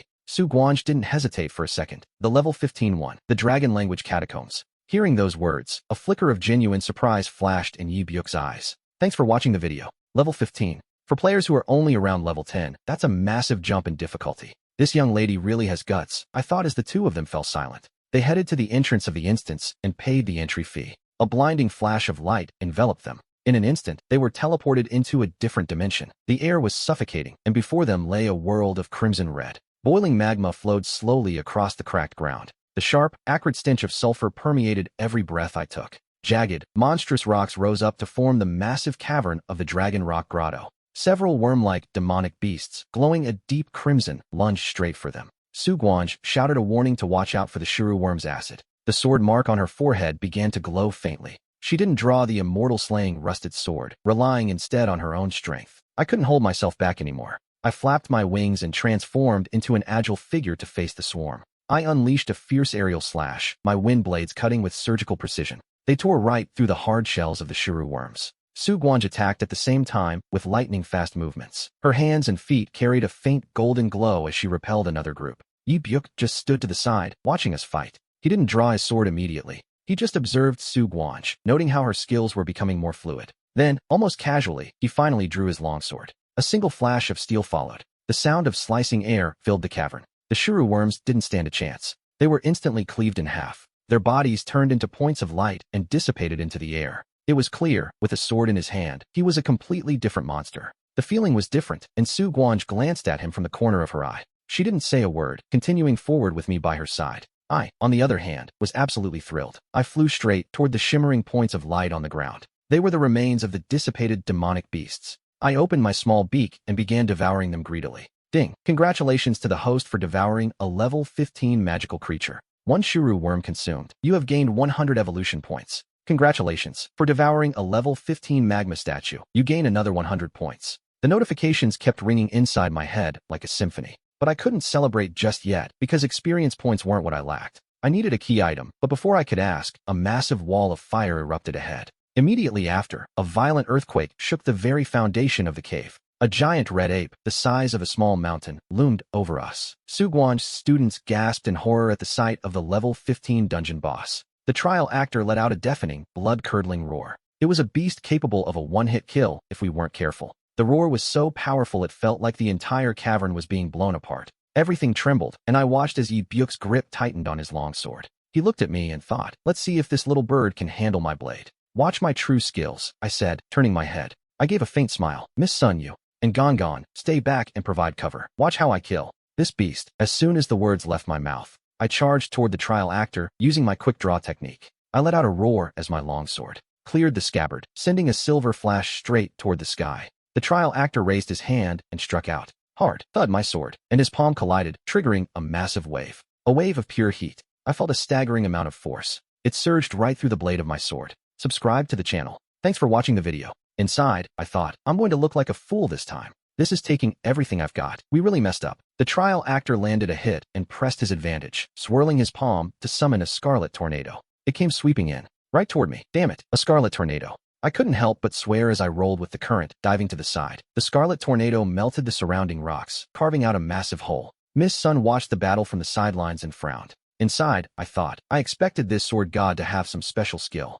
It looks like I can't wait any longer. She glanced over her shoulder at Gon and shouted, "Now!" Thanks for watching the video. The air was a complete disaster of swirling energy. Damn it. It was time to act as the trial actor let out a furious roar. The moment was now. Miss Sun's eyes flashed as the pale gold immortal sword mark on her brow lit up. She held her breath and made a light cutting motion toward the trial actor. A concentrated bolt of golden sword energy surged forward silently. It pierced right through the trial actor's massive body, freezing him in place. The flames in his eyes died out instantly as his body began to collapse. He shattered with a deafening crash, breaking into pieces. Countless points of light dissipated into the air. An instant kill, just like that. A level 15 trial actor, dead in a single heartbeat. One single strike. Yavuk had just managed to scramble up from the ground. I was about to move up and reclaim my position when I saw it. The scene was staggering. My entire body went numb with shock. My jaw dropped, and I couldn't find the strength to close it. What did Miss Sun just do? How is that even possible? She didn't even draw her sword or use a real weapon. She just flicked her fingers, and that was it. That terrifying trial actor was wiped out before he could even start. Gone in an instant. Just how much power is this girl hiding? That flash of sword light was something else entirely. It's a technique from the Sword Immortal sect. Yavuk trembled as he turned his gaze toward Miss Sun. His eyes were filled with pure dread as the night air swirled around us. Among the dissipating lights of the trial actor, something remained. A fist-sized, scarlet red stone glowing with intense heat fell slowly. A beast core, and not just any core, one containing pure fire energy. Jian Nan's eyes lit up instantly at the sight of the trial stone. It really is the key element for the flower mirror of destiny. I didn't care about anything else in that moment. I snapped my wings open and transformed into a bolt of light. I moved with the speed of a lightning bolt. I had to reach it before the core of the beast fell into the lava, and I grabbed it firmly with my small claws. I was so excited I almost screamed. Finally, I can evolve. Yavuk stared at the trial stone in my claws, then looked at Miss Sun. She looked perfectly calm, while his own face burned with shame. Just a moment ago, he had been beaten down miserably. The enemy he couldn't touch was killed instantly by her.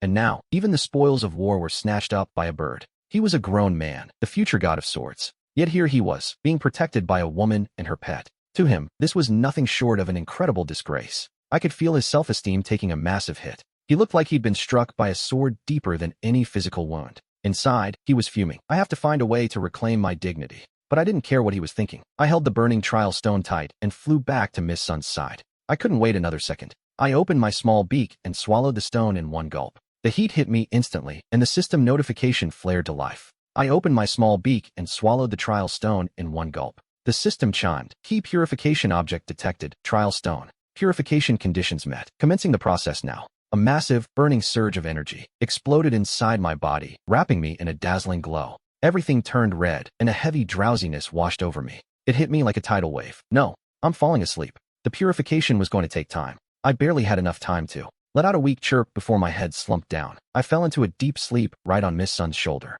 A cocoon of red light enveloped me, and she held it carefully. She felt the steady pulse of life coming from within the light. She let out a long breath of relief. I was finally evolving, and she couldn't wait to see the result. Just then, Yavuk approached us with a look of curiosity. His face had regained some of its composure. He wore a warm smile, even if it looked a bit forced. Miss Sun, he said, congratulations on your pet's evolution. Congratulations on the evolution of your spirit beast once again. He paused, staring intently at Miss Sun. Her guard was immediately up. He spoke with a subtle hint of hidden intent. The sword strike Miss Sun had just unleashed was breathtakingly powerful and precise. It was brilliant, radiating a sense of limitless power. He wondered if he could borrow the treasure that controlled that sword. He wanted to see the scripture for himself. The immortal sword scripture. He needed to feel that terrifying power up close. Perhaps he could find a weakness or a way to snatch it for himself. Miss Sun's gaze instantly turned cautious. She shot a cold look directly through the light, straight at Yavuk. How did he know I possessed the immortal sword scripture? I knew it in my past life, but I haven't revealed it to him in this one. My mind raced with suspicion, but my expression remained unshakable. Why do you say that, young Master Yi? What treasure? I denied it, and Yavuk watched my reaction closely. He wasn't surprised at all. Instead, he put on a mask of confusion, asking what I meant. Miss Su, why be so modest? That golden sword had terrifying power. I specialize in the saber, but the saber and the sword share the same origin. I can still sense that level of sword power. It was powerful. I sneered at his words. I thought to myself, the saber and the sword share the same origin. How did he even come up with that? He's already plotting against my scripture. The immortal sword scripture. I spoke in a calm, steady voice. You're joking, young Master Yi. What I did just now was purely for your entertainment. The smile on Yavuk's face froze. Who would believe such nonsense? He realized I was guarding myself against him. He'd have to look for another opportunity later. I see. It seems I was being careless, he said. Miss Su, you possess truly extraordinary talent. Truly admirable. I wonder what resources you used. Before entering this dungeon, I waved him off. I waved my hand, telling him that as long as I got what I needed, it was enough. You can keep the rest of the resources, I said. There's no need for more. I only needed 40,000 to recover the sword. Chapter 19. Elder Yi, 11 was there, and although Yavuk wanted to see him, he hadn't yet. The man was a wreck, and now was not the time for a war. I had no intention of fighting, so I simply bowed and said, thank you. Su Wanha, gave a slight bow and bid him farewell. Gun was evolving, so staying here any longer wasn't wise. It was the perfect time to head back and give Mom a surprise. I hugged Jiangnan tight and raced toward home, finally arriving at the gate. But as I reached the house, the scene waiting for me made my heart stop. The sight before my eyes left me completely paralyzed with shock. My mother was lying on the snowy slope, her body covered in multiple wounds. Mom, are you okay? I screamed, sprinting toward her. When she saw me, she finally let out a weak sigh of relief and whispered, Wanha, you're home. Mom is fine, she said, before breaking into a violent cough. She spat out a mouthful of bright red blood right in front of me. I couldn't just stand there and watch her fade away. I didn't care about anything else as I lifted her into my arms and started running. I moved as fast as I could, desperate to reach the hospital in time. I stood outside the hospital emergency room, pacing back and forth. Every second felt like an eternity as my impatience boiled over. Who the hell did this? Who could be so cruel to her? I clenched my fists so hard my knuckles turned white. Time crawled by, until finally, the emergency light flickered off. The doctor stepped out into the hallway. He pulled down his mask and said, the patient is out of danger for now. My heart, which had been lodged in my throat, finally began to settle. I felt half the weight lift off my shoulders, but the rage remained. The sun had set by the time I could finally say, thank you, doctor. They moved my mother, Sun Nan, to a regular recovery ward. I sat by her bedside, my heart heavy with a mixture of blood and guilt. If only I had come back sooner. If only I hadn't been so slow. If I hadn't deceived my father, would Mom still be lying here broken? Sun Nan slowly opened her eyes and whispered, Wanna. I quickly reached out and grabbed my mother's hand. I'm here, I said, my voice cracking. How do you feel? She looked at me weakly and forced a smile. Much better. Don't worry. She told me not to worry, but I couldn't help it. My gaze turned sharp as I realized someone was going to pay for this. Mom, I said softly. Tell me, who did this to you? A flicker of fear crossed Sun Nan's eyes. I couldn't see their faces clearly. I only heard them mention the Qianlong guards. My expression turned ice cold as a murderous intent began to settle. A frost-like aura surged from my body. The Qianlong guards. That's the elite bodyguard unit of the Qian family. So, the communication system was telling the truth after all. It's the Qian family. That bastard Wang Gao really did go and snitch. Qian Yubei moved fast. I looked at my mother and thought, I will make them pay for every drop of blood. I won't forgive them, and I won't let them regret it, because they'll be dead. I'm the kind of person who pays my debts, and the light sword in my arms began to tremble violently. A faint cracking sound echoed through the quiet room. A tiny fissure opened on the surface of the light sword. A dazzling, blinding red light erupted from the blade. A divine bird appeared in my arms, its head surrounded by a brilliant golden halo. Its belly was fire red, and its tail feathers were a deep, royal burgundy, a legendary vermilion bird. A clear, resonant cry rang out as the bird, Jiangnan, stretched its wings. I felt a torrential surge of soul power flooding through me. The evolution was merging perfectly with my own body. Success. I couldn't wait another second to open the system panel. Level 20. Requirement met. Previous level, 45. Race, Ruby Bird. Essence points, 50,000. Talent points, 20,000. Talents, Great Eater, Fire Affinity, Strength, Speed. Defense, Spirit, and Skills, Heavy Slash. Sand Dust Mastery, Cloning Technique, Fireball Spell, Entry Level.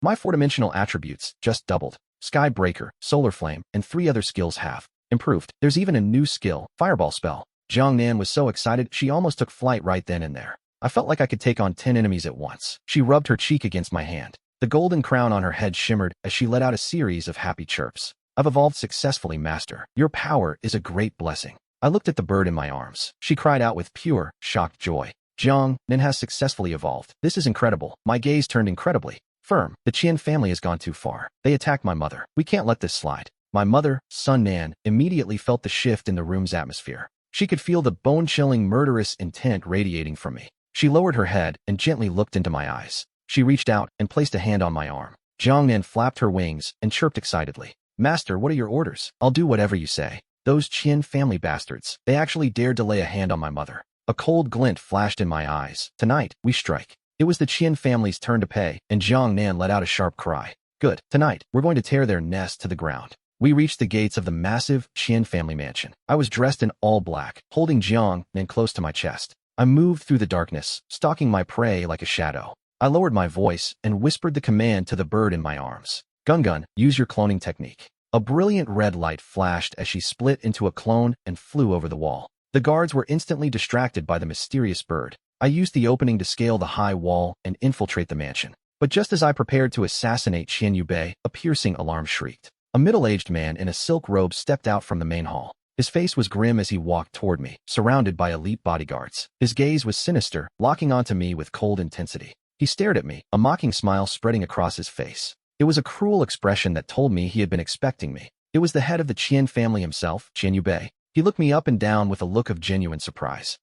I really didn't expect this, he sneered. I hadn't even come looking for you yet, and here you are, delivering yourself to me. Heaven offered you a path, and you didn't take it. Hell has no gates, yet you barged right in. You murdered my son, and you still have the nerve to break into my family estate. Today is the day you die. I frowned slightly as I stared back at that old fox. He knew I was coming. It looked like tonight was going to be a bloodbath. I tightened my grip on the long sword in my hand. Beside me, Jiang Nan flapped her fiery red wings, ready for the signal. Man and bird, moving as one. We were perfectly in sync. But the moment I lunged to assassinate Qian Yubei, the world exploded in noise. A shrill, piercing alarm echoed through every corner of the Qian mansion. I was exposed. My heart sank. I hadn't expected them to detect me so easily. Fine, if that's how it's going to be, there's no more need for hiding. I stepped out from the shadows and faced the elite Tianlong guards surrounding me. A cruel smile spread across his face. The patriarch of the Qian family, Qian Yubei, looked me up and down with surprise.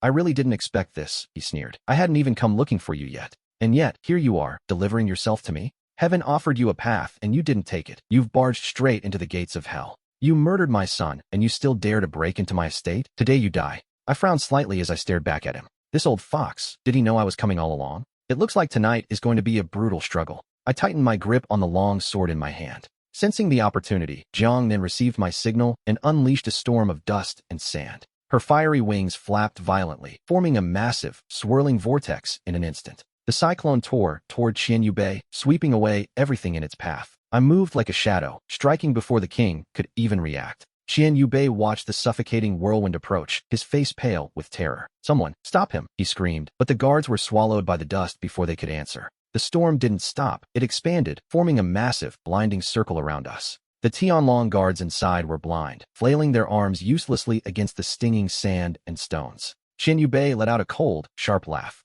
I didn't expect a brat like you to have such skill. That creature by your side, that's the mythical red cliff bird, isn't it? She belongs to me now. Jiang Nan was absolutely livid at the old man's words. What do you mean I'm yours? I belong only to my master. She shouted down at the crowd. You pathetic old fossil. How dare you covet me? You're too loud. Without another word, she opened her beak and spat out a massive fireball. Take this, old man. Accept your death. The flame roared toward him. Who cares if he's some high and mighty immortal? Qian Yubei was chilled to the bone by the sight of the approaching sun. Then, he instinctively scrambled for his life. He retreated and glared at the guards standing around him. Are you all idiots? Can't you see that stupid bird is attacking me? The guards snapped out of their trance and lunged forward to protect their patriarch. But Jiang Nan had just completed her evolution, and her power was on another level. Qian Yubei watched in terror as the world turned red. He turned to flee, but death was already knocking at his door. His speed was a joke compared to the newly evolved Jiang Nan. The fireball exploded directly in front of him with a deafening blast. The scorching heat wave sent him flying through the air like a rag doll.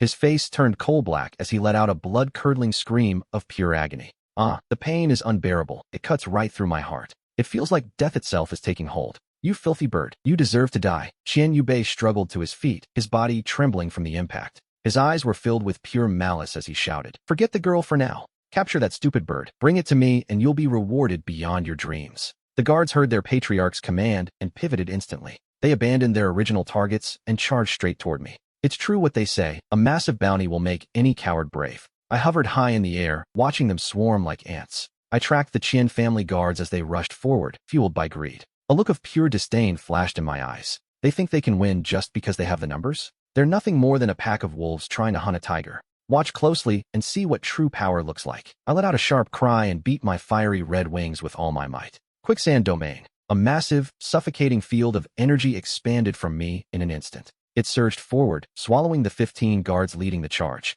They were trapped, completely encased within the borders of my domain. Yellow sand stretched across the horizon as the wind began to howl. Those trapped inside the domain felt their lives slipping away instantly. They lost their way, flailing their arms wildly against the rushing stone and grit. But even so, I had underestimated the sheer grit of these people. The legacy of the Qian family wasn't just for show. The individual strength of these Qianlong guards wasn't top tier, but their true advantage lay in their rigorous training. And, of course, their overwhelming numbers. As one wave fell, more Qianlong guards charged forward without a hint of fear. They were ready to die, and with my current level of power, maintaining this quicksand domain was draining me fast. It has a limit, and as I watched more guards swarm in, my heart sank. I can't keep this up. 2 fists can't beat 100 hands. I need to use my head and create an opening for my lord to escape. My mind raced as my body surged with energy once more. Cloning technique. One body split into 4. 4 identical scarlet flame phantoms bolted toward different corners of the mansion. The Qianlong guards collided with each other in the chaos, shouting in a frenzy. Don't let it escape. Catch that bird. Greed took over as the guards split into 4 teams to chase my clones. They chased after my clones, leaving the area in an instant. The formation that originally surrounded Su Huanhe and Qian Yubei broke apart. A massive gap appeared in their defense. My lord, Jiang Nan, had been watching Qian Yubei this whole time, waiting for this chance. I thought, old dog Qian, your time has come. My eyes burned. With pure murderous intent, the iron sword in my hand let out a sharp, clear ring as I locked my gaze onto the target. Thanks for watching the video. Make sure to subscribe to the channel. I remembered being betrayed by the Qian father and son and the tragic scene of my family destroyed. It was vividly engraved in my memory. In this life, my mother had been poisoned again. She lies in a hospital bed. Old hatred and new grudges. They are irreconcilable. The blade of my sword carried a chilling intent, aimed directly at the heart of Qian Yubei. Unexpectedly, the old man didn't flinch at all. He didn't panic. Instead, he revealed a strange, twisted smile. Hiss, hiss, little girl, he sneered. You're still just a child. You're far too young. Did you think that by killing my useless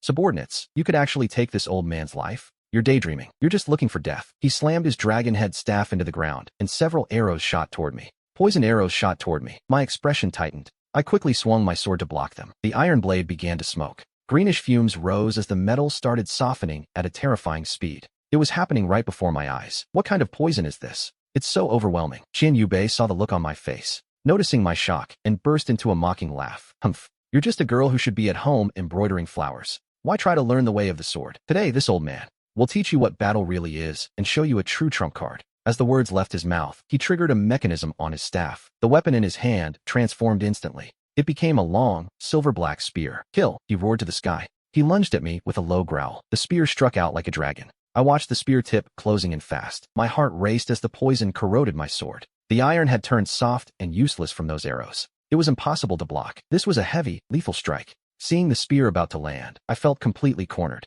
The hit seemed inevitable. I gritted my teeth in defiance. I'll fight. I activated the sword immortal technique I had just learned. The golden script instantly erupted with a brilliant, blinding light. An incomparably dense golden sword intent slashed directly toward Qian Yubei. Oh, a sword immortal. Interesting, but what can a little immortal like you actually do? He flicked his wrist and fired several more poison daggers, forcing me to dodge. This old man's strength is beyond imagination. He's a master crafter and far outlevels me. This is getting dangerous, so I immediately pushed my sword immortal technique to the limit. I unleashed a burst of golden sword intent, but Qian Yubei just repeated his old trick. He swung his spear and blocked my golden strike with ease. Inside, I panicked. What else can I even do against him? My sword intent was pure, but it wasn't enough. How much power could I really muster against a monster like this? The gap was massive. This man was already at level 20. Your little skills can't compensate for the difference in our levels, he mocked. I advise you to just give up now. If you serve me well and make me comfortable, I might consider giving that bird back to you. What do you say?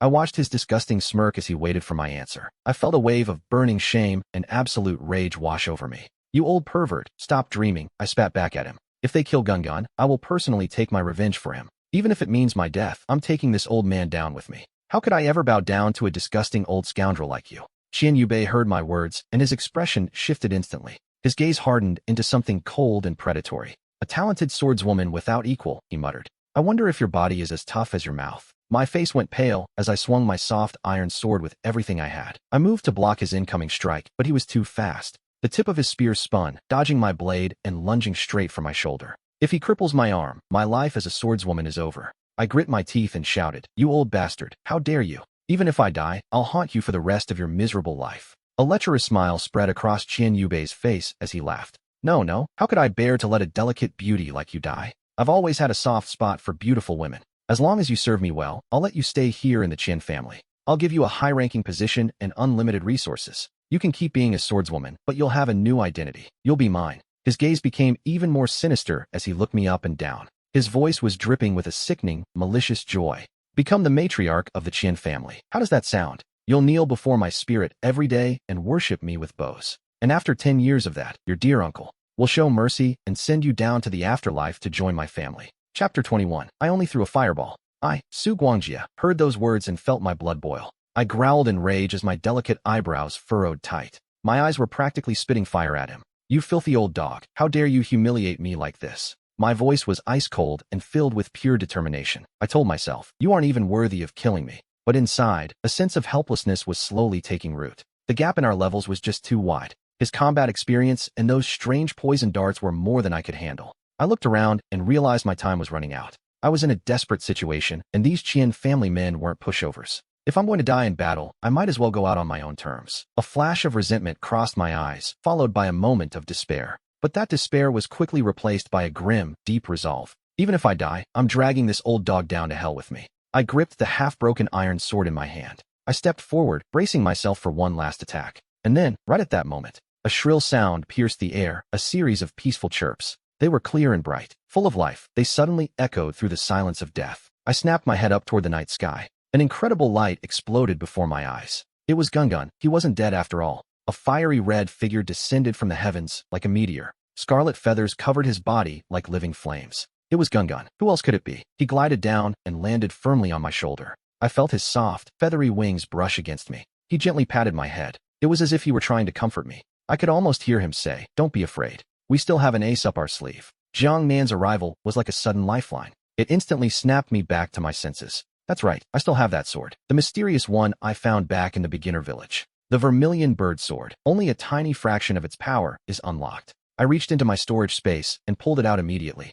It was an ancient blade, completely covered in layers of thick rust. But the moment I gripped it, I felt my strength surging back. A calming, steady force flowed through my hand and into my chest. Across from me, Qian Yubei stared at the weapon in my hand. I had swapped my weapon for a piece of rusted, broken junk. He looked stunned for a second, then let out a mocking laugh. It was the laugh of a man who thought I had finally lost my mind. Do you finally realize you can't win? Are you ready to surrender? What is this? Why are you pulling out a piece of scrap metal? He started to sneer, but suddenly, the smile froze on his face. A cold, dazzling radiance erupted from the rusted blade. I didn't give him a chance to speak. I moved like a bolt of lightning. I swung the vermilion bird sword with everything I had left. My body transformed into a blur, a single streak of blinding light. I charged straight for Qian Yubei's throat. The sword's aura felt vast and ancient, carrying the weight of a god. A supreme, sharp edge radiated from the blade, filling the entire space. Qian Yubei's expression twisted into something hideous as his smile vanished. His arrogance was replaced by rage and a flickering trace of pure panic.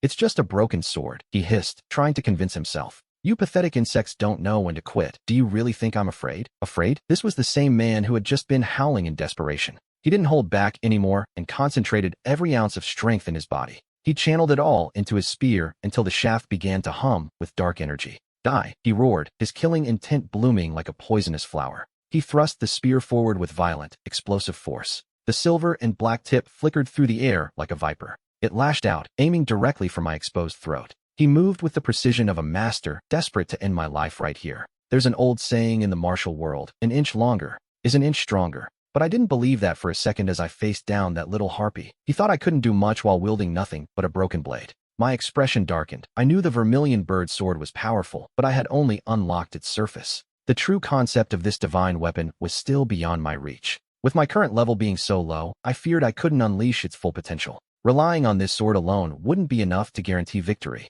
But out of the corner of his eye, he caught a glimpse of me. He realized then that I wasn't fighting this battle alone. "Gun, move, strike." I gave the command, and Qian Kuan obeyed. He had been suppressing his rage for too long, and now he finally snapped. In a heartbeat, he unleashed the full weight of his power upon the world. Every ounce of his strength surged outward. It was the sand dust domain. It was massive, far larger than anything he had summoned before. The swirling grit was more violent and suffocating than ever. It erupted with a deafening roar that shook the very air. But this time, glowing embers of fire began to dance within the sand. Fist-sized fireballs, burning with an impossible heat, rained down like a meteor shower. They hammered against Qian Yubei with relentless, crushing density. Yet Qian Yubei didn't flinch. He charged straight through the chaos. His eyes were locked onto me, fueled by nothing but pure, unadulterated hatred. He didn't care about the fireballs. He only saw me and my strange blade. He lunged, his focus narrowing down to the edge of my sword. "I'll kill this little brat first," he hissed, "and then I'll slaughter that beast." But just as he thought he had me, everything changed. He had barely taken 2 steps before he slammed right into that dense rain of fireballs. Shatter, break, destroy. It was a relentless, crushing assault. The massive fireballs streaked across the sky without stopping. They detonated one after another against his chest, searing his skin and shredding his expensive robes. Every impact sent waves of unbearable pain through his nerves. His forward momentum died instantly. His body stumbled, jerking uncontrollably. The spear he had aimed directly at my throat veered wildly off its intended path. It fell short, grazing his own foot instead. A ragged scream escaped his throat. It was a sound of pure agony, mixed with total disbelief. He looked down at his body, staring at the charred holes in his flesh. Then he snapped his head back up to glare at me. He was gasping for air, nearly spitting out a mouthful of blood. He was absolutely consumed by rage. Damn it, is it that cursed thing again? He was cursing that bird for interfering with his strike earlier. This little brat would be dead by now if it weren't for him. It was that bird again, ruining his plans and making him lose his composure over a stupid animal. Qian Kuan was forced back by my fireballs, but he quickly regained his footing. "You forced my hand," he growled, preparing his final move. The spear in his hand began to shift and transform. It expanded into a massive, circular umbrella called the Celestial Flower Rain. Suddenly, countless poisonous darts erupted from the mechanism. They blanketed the entire family mansion like a lethal cloud. I realized instantly that the situation had turned dire. I chirped out a frantic warning to the girl. "Great being, run, get out of here," I signaled, but she couldn't move. She was completely exhausted and her legs gave out. Gun, save yourself. I have nothing left," she whispered. She raised her sword with trembling hands, accepting her fate. "All I can do now is die with honor." I let out a desperate cry, flapping my wings toward her. "Don't do it. I'm still waiting for us to go eat. I just wanted to eat well and enjoy my life as a bird." With that thought, I spat out a massive fireball. I aimed it straight at the Suzaku's sword. I couldn't let her die. I had to stop her from throwing her life away. But the moment my flames touched the hilt, the Suzaku's sword in her hand began to react. It suddenly erupted with a blinding, dazzling light. The silhouette of a massive scarlet bird surged out from the blade. I stood there, completely stunned by the sight.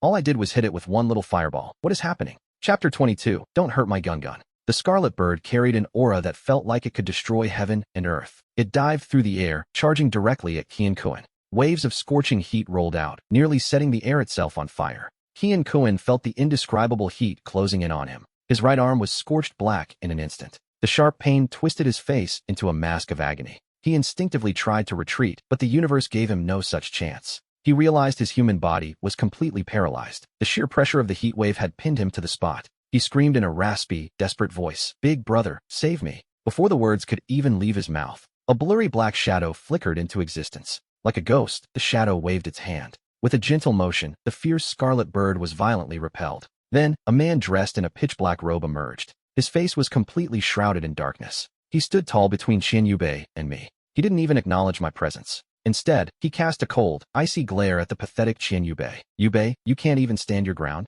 Losing to a mere girl, how do you expect to lead the family?" This man in the black robe was the real deal. He was Qian Yubei's older brother, and I felt a chill sink into my heart. His aura was deep and suffocating, far beyond anything Yubei possessed. The man in black slowly turned his head toward me. He looked at the Suzaku's sword in my hand with total indifference. To him, I was nothing. He simply reached out his hand. He casually placed 2 fingers against the blade of my sword. I felt a massive, unstoppable force surge through the steel. It was immense and completely unstoppable. The power radiated from the blade, vibrating through my arm. The sword was on the verge of flying right out of my hand. I couldn't help but turn pale with shock at his formidable strength. A simple flick of his fingers held such power, he was leagues above me. I felt a cold dread sink into my heart. Why didn't this expert attack me sooner? Was he just standing there, watching me this whole time? Or was it something simpler? Did he consider me unworthy of even a single strike? Behind him, Qian Yubei was still shaking with fear. He wiped the cold sweat from his forehead as the pressure lifted. He stammered about how terrifying his brother's power was and how lucky he was.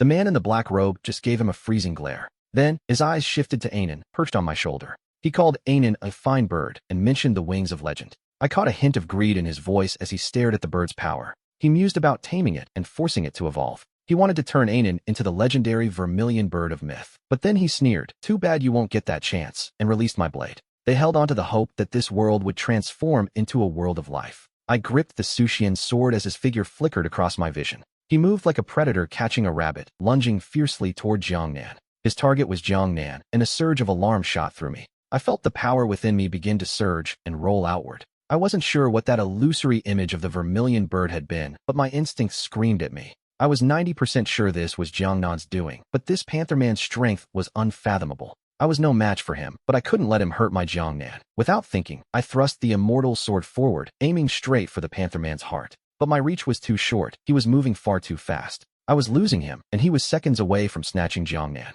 How could my blade even hope to strike a monster like him? He spun around and let out a cold, sinister laugh at my attempt. "Don't worry, little girl," he sneered. "Once I deal with him, I'll come back to serve you." His hand reached out, inches away from touching Jiangnan. Jiangnan had only just recovered from the blast of fire triggered by the vision. He saw a dark claw lunging toward him, and an aura of pure danger made his skin crawl. Every hair on his body stood on end as he realized the threat. This supposed master of all living beings had almost just died. Fortunately, his fire affinity talent had just awakened, changing everything. He was powerful, and by pure chance, he had triggered it. The power of the Suzaku's sword was now active. "You dark fool," I thought, watching him lunging forward. "You really think you can catch me? Keep dreaming." Jiangnan roared in his heart, cloning technique. His mind raced as a brilliant red light flashed, creating 3 identical shadows. The clones scattered instantly, flying off in different directions. His main body made an agile turn, soaring toward my Sushin sword. He reached for the hilt in my hand at that exact moment. High above, the shadow of a giant red bird hovered in the sky. It seemed to sense a threat and banked to the side.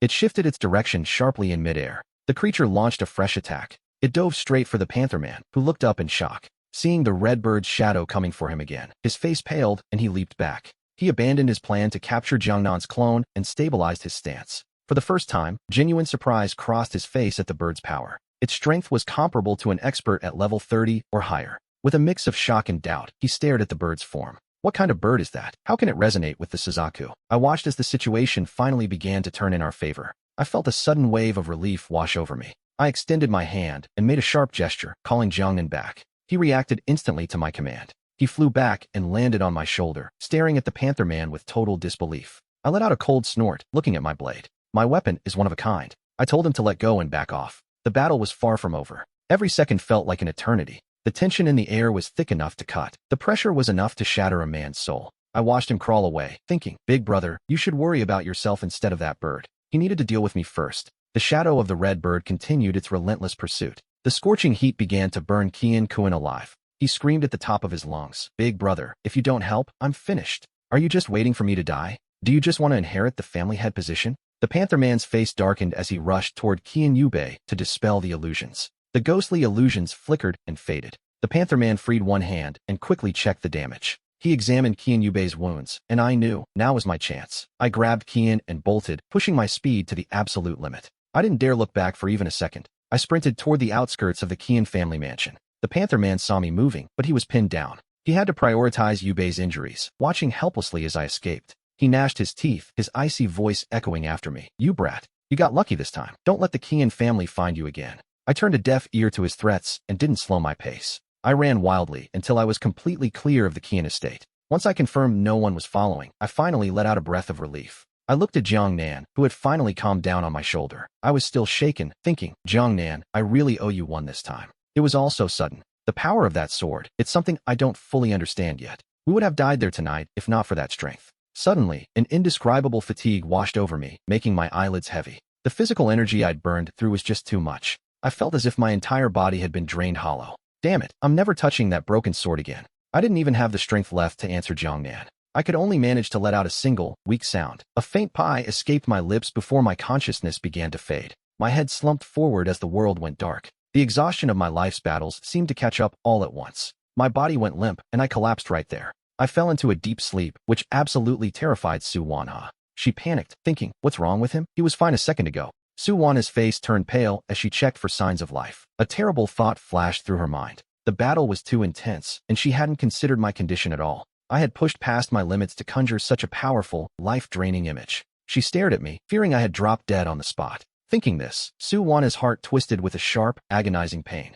Tears were on the verge of falling from her eyes. But then, my small body shifted unconsciously on her shoulder. I let out an extremely light, rhythmic snore. Su-Wana froze, her grief instantly replaced by a wave of pure joy. Gungun isn't some common dog. He isn't dead, he's just completely exhausted. He just fell asleep, so he'll be fine, but I have to move fast. Su-Wana slowed her pace and carefully pulled me into her arms. She was terrified of waking me, but she knew she had to restore my energy immediately. Her first instinct was to head to the nearest Wifa supermarket. She needed to buy high-grade beast food. Anything made of premium materials would do, as long as it was packed with spiritual energy. But as she reached the supermarket entrance, she reached into her pockets and found them completely empty. Reality hit her like a ton of bricks. She didn't have a single cent on her. Before entering the dungeon, she had given up most of her resources, just to secure a victory against Yibyuk and his crew. This was all that bastard Yibyuk's fault. He was nothing but a wasteful, arrogant prick. Su-Wanha felt her pride stinging, but she didn't have time for that now. She held me tight while I stayed lost in a deep, heavy sleep.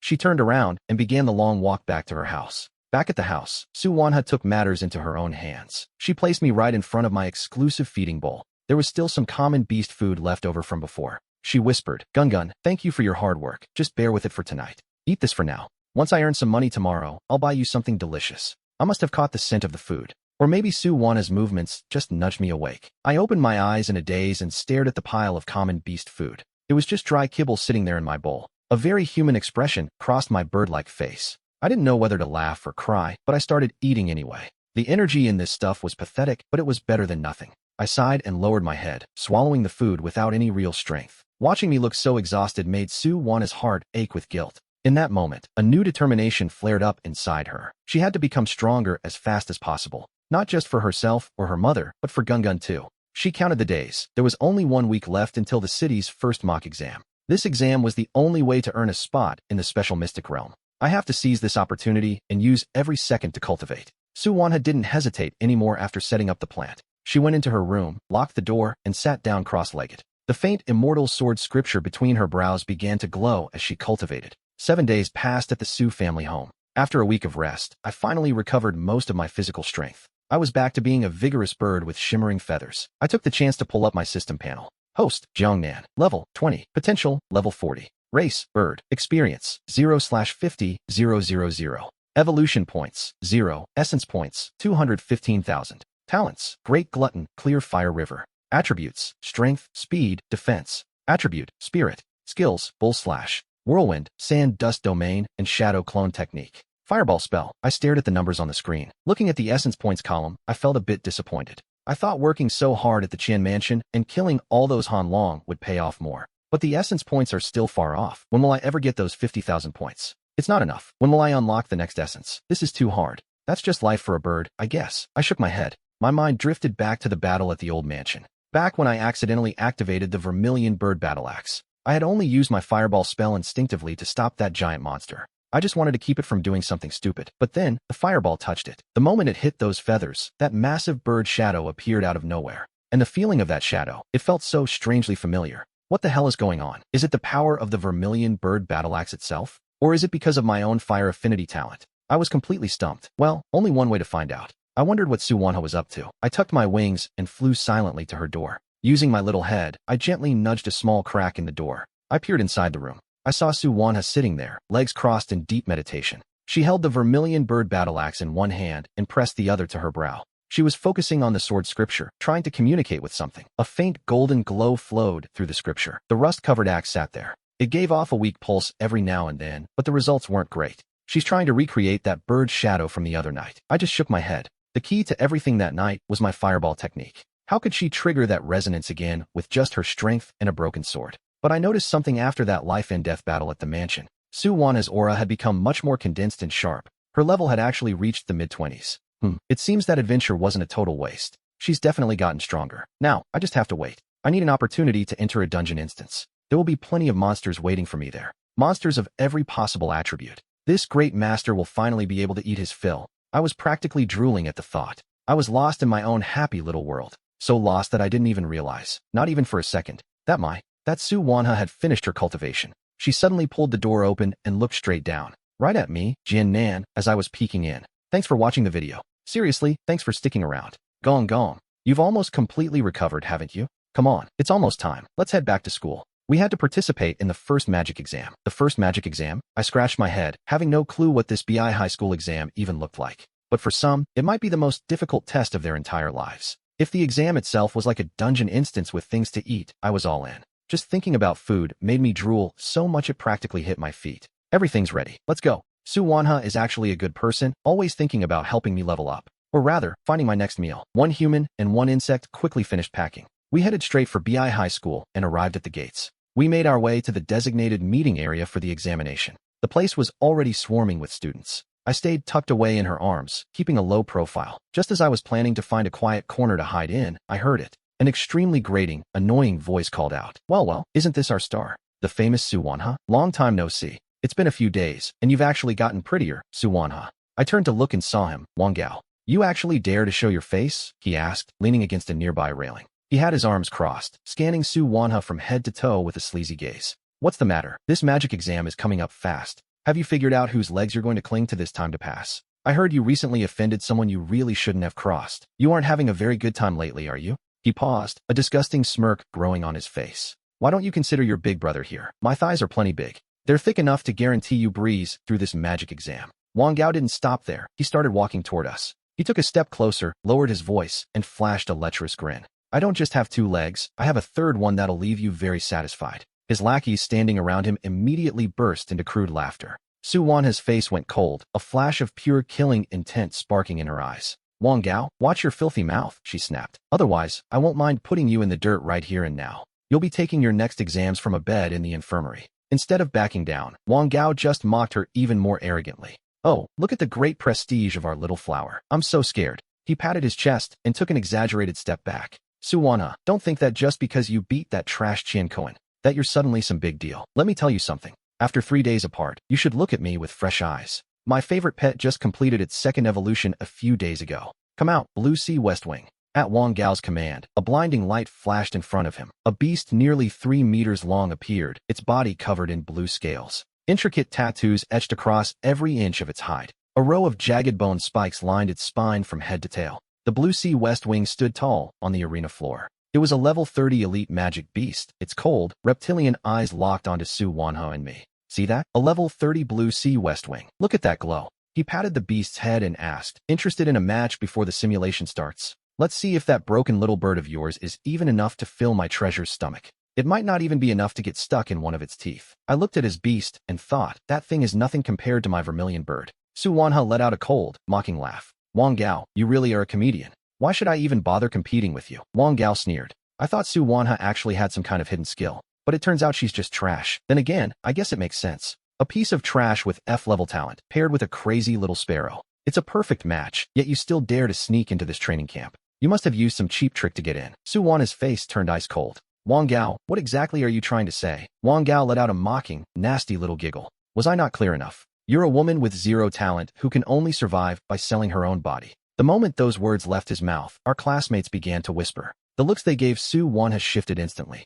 Their eyes were filled with judgment and dark curiosity. Su Wanha couldn't take it anymore. Enough, Wang Gao, stop your slander. You wanted a match? Fine, I'll indulge you. She gently stroked my feathers as I sat on her shoulder. Don't think your beast is the only one that evolved. My sparrow has changed too. We'll settle this. No interference from either of us. Just the beasts. A flash of smug satisfaction gleamed in Wang Gao's eyes. This was exactly what he had been waiting for. Fine, then so be it. I heard those words and let out a sharp, anxious chirp. I couldn't help but cry out. My foolish master, why did you agree to this? The elements are stacked against us. Why play right into his hands? Suddenly, a girl's shrill voice cut through the crowd. Oh, Sister Wanha, you really are a fool, aren't you? Doesn't everyone know the attribute of Brother Wang Gao's beast? That pathetic bird on your shoulder is a fire type, isn't it? You're practically begging for death. Su Wanha followed the voice and saw a woman in provocative clothes. She was standing right next to Wang Gao, looking smug. She stared Su Wanha down with cold, mocking eyes. Her gaze was dripping with defiance. It was her, Lin Jia, the dear sister who had betrayed Su Wanha in her past life. Lin Jia, this is between me and Wang Gao, Su Wanha snapped. Why do you even care? Lin Jia just sneered. How could I not? I'm his woman now. And if I say I want that bird on your shoulder, then it's mine. Su Wanha's brow furrowed deeply, just as I suspected. This woman remembers her past life too, but right now, I had already accepted Wang Gao's beast companion competition in front of everyone. If I tried to back out now, I'd be making a total fool of myself. Besides, formal beast tamer matches are recorded in the official books. A forfeit would wreck my personal credit score. Deserting at the last second like a coward? That's a massive taboo in our world. I was stuck in a corner, and Wang Hao noticed my hesitation immediately. He saw my internal struggle and pounced. He put on a fake smile and said, "Don't be nervous, beautiful. The girl is just talking big, that's all. Of course, if you think your bird can't beat my Xiaolon, just give up. But if you quit, you have to be my personal secretary for a month." The crowd started buzzing again at his words. How could they not understand what he was really after? Secretary? That's just a fancy word for a plaything, and my blood ran cold. I let out a sharp humph and glared at him. You and that old dog are exactly the same kind of trash. Enough talk, let's do this. Wang Gao had been waiting for those exact words. A flash of cruelty flickered in his eyes as he screamed at the top of his lungs. Xiaolon, use high-pressure water gun. Blast that bird out of the sky. The beast didn't hesitate for a second. It unhinged its jaw and unleashed a massive torrent of water. The liquid pillar shot straight toward Jian Nan like a cannonball. It was nearly 5 feet wide and 10 feet long. The sheer impact force behind it was staggering. My heart skipped a beat as I watched the attack close in. I quickly shouted out a warning. Jian Nan, look out. Jian Nan had only just finished evolving. He radiated a natural, intense fire attribute aura. Facing that incoming wall of water made him visibly uncomfortable. But his speed? That was no joke. He gave his wings a slight, effortless flap. In an instant, he transformed into a streak of crimson light. He easily evaded the water pillar and soared high into the northern sky. Wang Hao's smug face twisted into an expression of pure shock. He curled his lip and muttered, "Fine bird you've got there. What a shame. All it knows how to do is hide. It's useless." Those words hit Jian Nan right where it hurt. He hovered there for a few moments, his feathers bristling. I could practically hear him thinking, how dare they say, I only know how to hide. He was furious, and he wasn't going to let it slide without teaching them a lesson. With a sharp cry, his crimson figure lunged straight toward Xiaolon. An invisible wind force began to converge around him like a storm deity. In an instant, the air itself seemed to peel away, replaced by swirling grit. A yellow gale erupted, centering itself directly on Xiaolon. Yellow sand filled the sky, creating a massive, blinding sandstorm. It blotted out the sun, instantly creating a desolate new world of dust. A massive whirlpool of sand completely swallowed the giant beast and its master. The vortex wrapped around them, the sand striking like thousands of tiny hands. The grit battered Xiaolan's scales and blinded its eyes. The beast's massive body was barely visible through the thick haze. Its thrashing movements grew slower and more sluggish by the second. Soon, only its head remained visible, struggling desperately to stay above the sand. Wang Gao couldn't stop himself from panicking as the attack took hold. His face turned pale with shock as he screamed, "Xiaolon, Xiaolon, what's happening to you? Don't scare me like this." He turned to me and started barking orders in a blind rage. "Su Wanha, what kind of beast is that thing of yours? How can it have a skill like this? That's no crazy rolling sparrow. Hurry up and make it stop. Killing someone else's beast in public is. It's illegal. You're breaking the law." I let the corner of my mouth curl into a cold, sharp smile. I've already told this lady that Jian Nan evolved from a crazy rolling sparrow. Since he's a sparrow, it's only natural he can control the area a little bit. Isn't that right? Chapter 25. The sand began to gradually disperse, and Wang Gao looked on in horror. He stared at his blue rock lizard, which was now in a state of total despair. It looked weak and utterly helpless, and Wang Gao's eyes nearly popped out. He collapsed to the ground with a heavy thud, pointing a trembling finger at me. With a tearful, cracking voice, he wailed, "Teacher, I want to report her. Su Wanha has brought an illegal tamed beast to the exam." Wang Gao scrambled up from the ground immediately. He threw his hand high into the air, waving toward the faculty. He was desperately trying to get the attention of the exam supervisor. "Teacher, look at Su Wanha's favorability rating.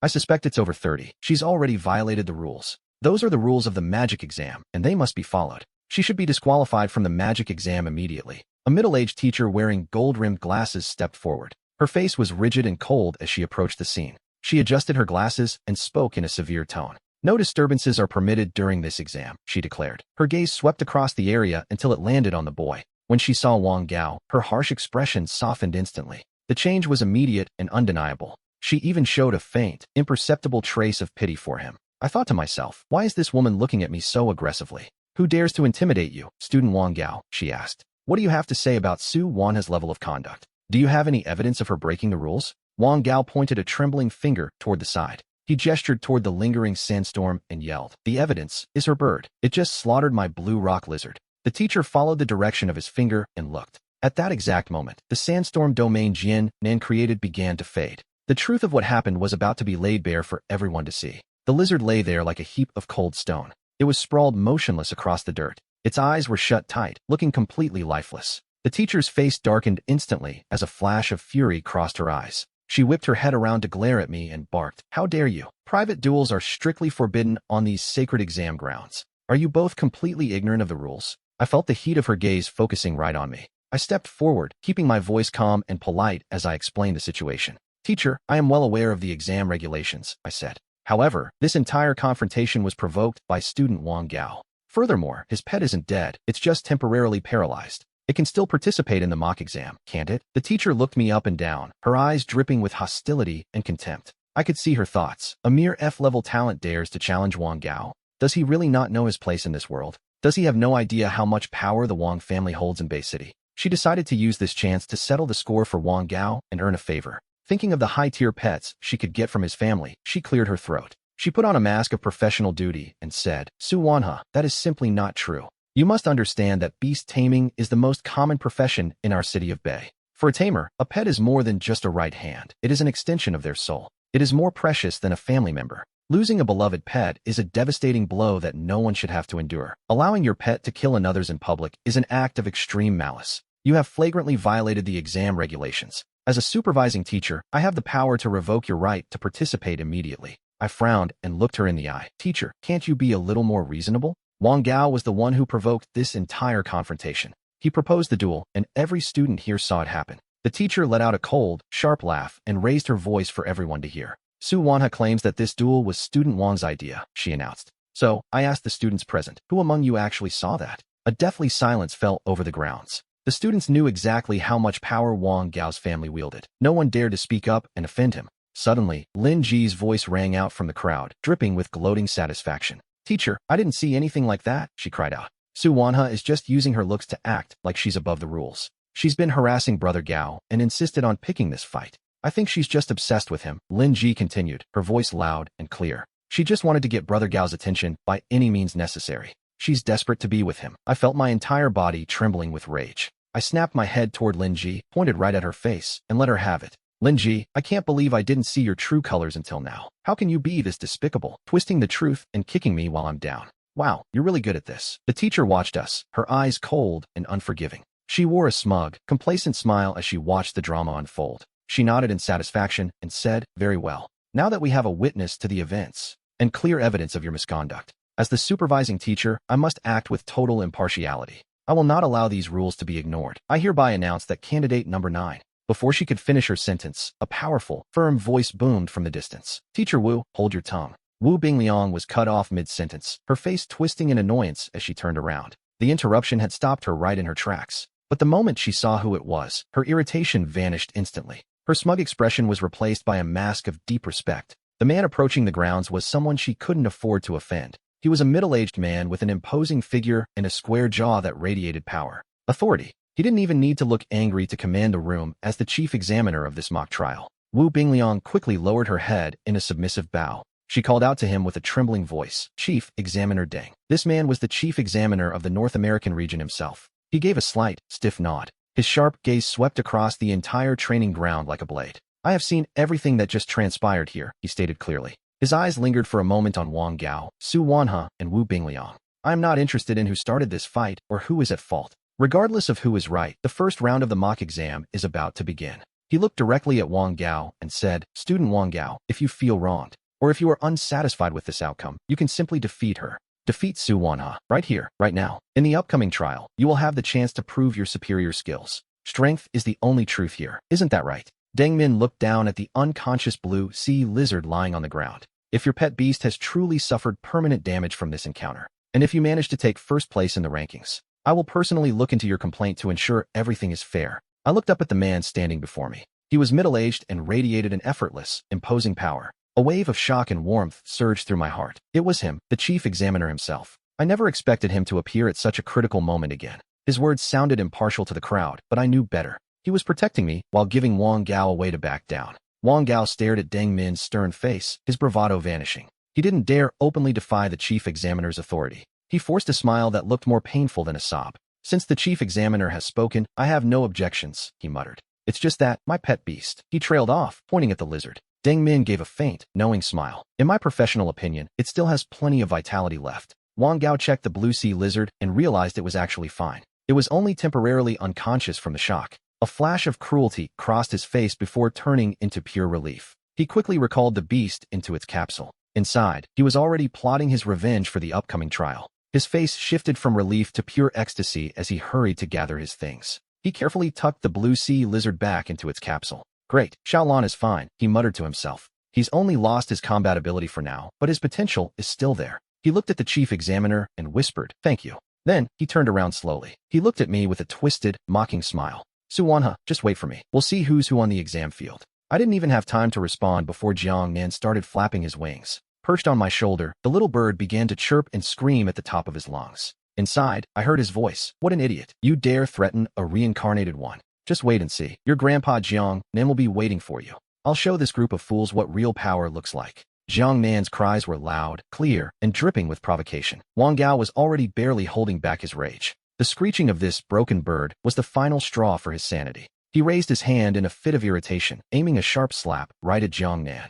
My gaze turned ice-cold as his skeletal hand lunged forward. I stepped in front of Jiang Nan in an instant, shielding him with my body. I stared Wang Gao down and asked, "What's the matter? Scared already?" Dinman stepped in at the perfect moment to mediate the tension. "Enough, everyone, say no more. It's late, and we are starting now." The chief examiner's voice silenced the crowd as every student's gaze locked onto him. Dinman cleared his throat and scanned the faces of the young practitioners before him. "I believe that after your time in the novice mystic realm, your strength has reached new heights. This first round of the exam will evaluate one thing above all else: the raw potential of the battle pets you have spent your time cultivating." With a wave of his hand, a massive metal detector materialized in the center of the plaza. The students leaned in, their focus entirely on the machine and the examiner's instructions. Dinman gave a soft cough, maintaining his composed and authoritative aura. His eyes swept across the crowd, acknowledging the nervous energy of the youth. "I trust that once we begin, any remaining questions will be answered by your results. You have all gained invaluable experience within the mystic realm. Now is the time to show us the fruits of that labor.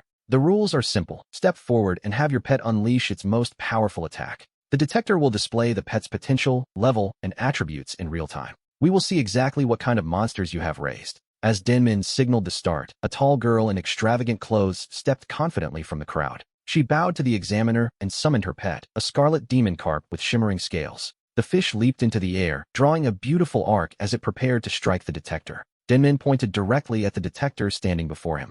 "The rules are simple," he announced to the waiting crowd. "Direct your pets to launch their most powerful attack at this machine. The detector will display their potential and level in real time. Every attribute and hidden talent will be laid bare for us to see." He paused, his gaze heavy with the weight of our future. "The exam begins now." As soon as he finished speaking, a tall, slender girl stepped forward. She was dressed in flashy, expensive clothes that screamed for attention. With a confident smirk on her face, she marched toward the detector. "I'll go first," she declared, her voice ringing with pride. "My little red just finished her first evolution, and her potential has skyrocketed." She bowed respectfully to Denmin and introduced herself as Chen Xiaowei. Denmin gave a curt, expressionless nod for her to proceed. Xiaowei flashed a charming smile and approached the machine. She reached for the aqua-blue summoning charm hanging at her waist. With a sharp whistle, a massive splash of water erupted into the air. A scarlet demon carp with shimmering scales leaped from the summoning light. It soared through the air, drawing a beautiful arc above the plaza. The fish opened its maw, unleashing a scorching pillar of red water.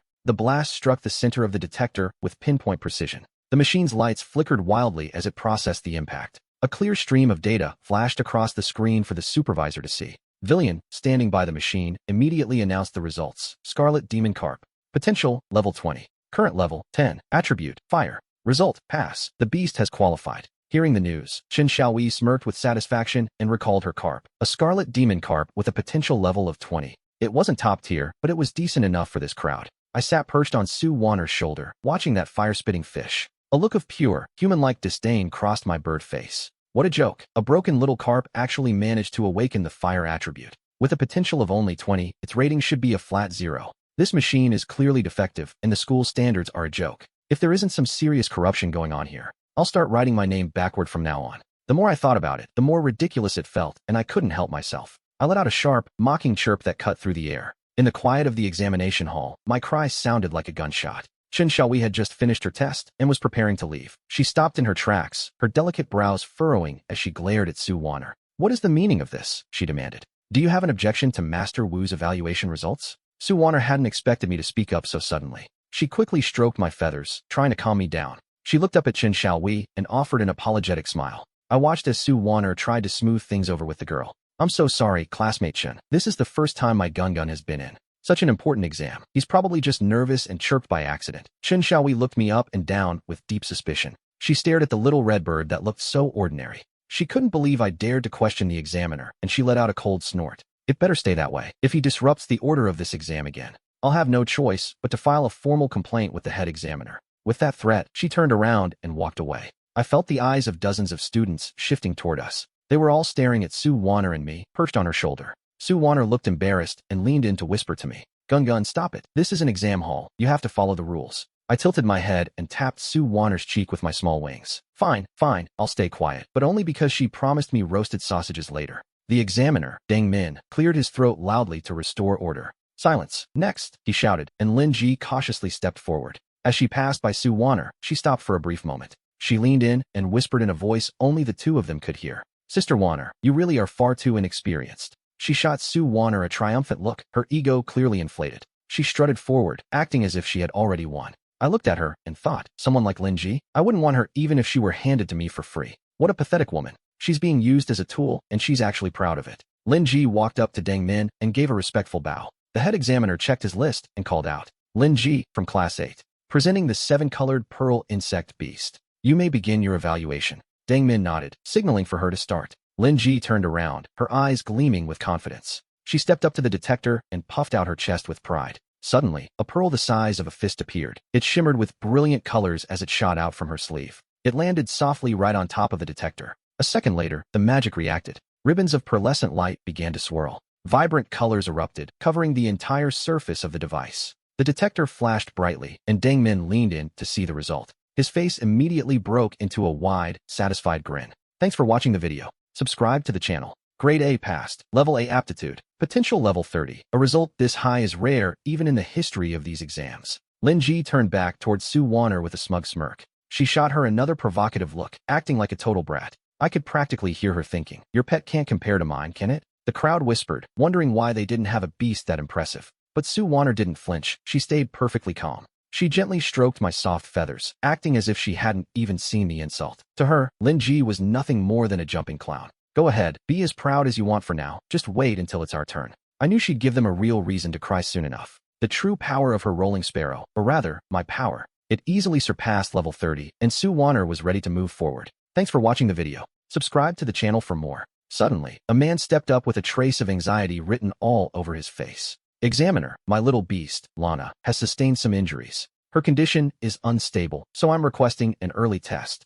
Deng Min didn't even look at him, glancing instead at Su Wan'er. She was still waiting patiently in line behind the man. The examiner took a brief moment to reflect. He finally nodded and said, approved. Bring your pet beast forward and begin the test. The man's face instantly filled with joy as he shot a defiant look back. He glared at Su Wan'er and huffed. I'll show you Xiaolan's true power first. S-level aptitude, power level 35. Once you see the gap between us, we'll see if you still dare to be this arrogant. He thought maliciously, imagining her begging for mercy as he strode forward. He rushed toward the detector with total confidence. He impatiently released his blue sea lizard, Xiaolan, from its beast bag. A blue flash streaked across the room as the massive lizard materialized. Its aura was still a bit weak, but its gaze remained sharp and predatory. It seemed the creature had recovered significantly while resting inside the bag. The man pointed at the machine and barked, Xiaolan, hit the detector. Use your high-pressure water jet. Now, the blue sea lizard let out a guttural roar and unhinged its massive jaws. A blast of power surged from its throat, far stronger than the previous students.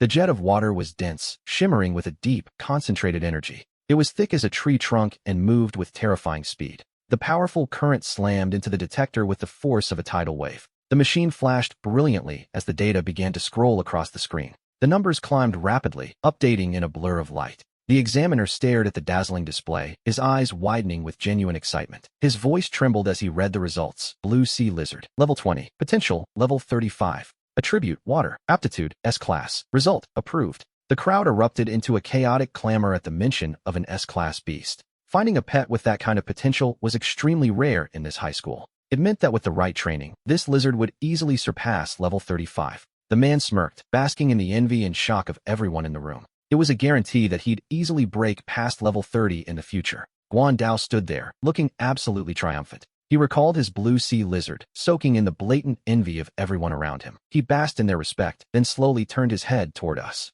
He looked down his nose at Su Wanghe with a mocking, sneering grin. It was a pure provocation as he looked at Su, Lin Ji, and me. "We're done with the test," he barked. "Your turn. What's wrong? Too scared to step up?" Before Su Wanghe could even open her mouth, Lin Ji chimed in with a nasty, sarcastic tone. "Oh, come on, brother Ao," Lin Ji sneered. "Don't be so mean to poor sister Wanghe. You're putting her in a really tight spot, don't you think? I mean, everyone knows exactly what her situation is. Our campus beauty, Su, only has F-level talent. And her pet? It's just a crazy rolling sparrow, the lowest potential trash there is. An F-level sparrow has a ceiling so low it's pathetic. It'll be lucky if its potential even hits double digits. Testing that thing here would be a total embarrassment. No wonder she's terrified." The crowd exploded into laughter the moment those words left his mouth. Everyone stared at Su Wanghe with mocking, playful eyes, waiting for her to crumble. Su Wanghe's face went ice cold as she clenched her fists until her knuckles turned white. She forced down her rage, glared at Lin Ji, and snapped. "Fine, I'll do it. Who is she supposed to be afraid of? Today, I'm going to make this group of shallow idiots pay.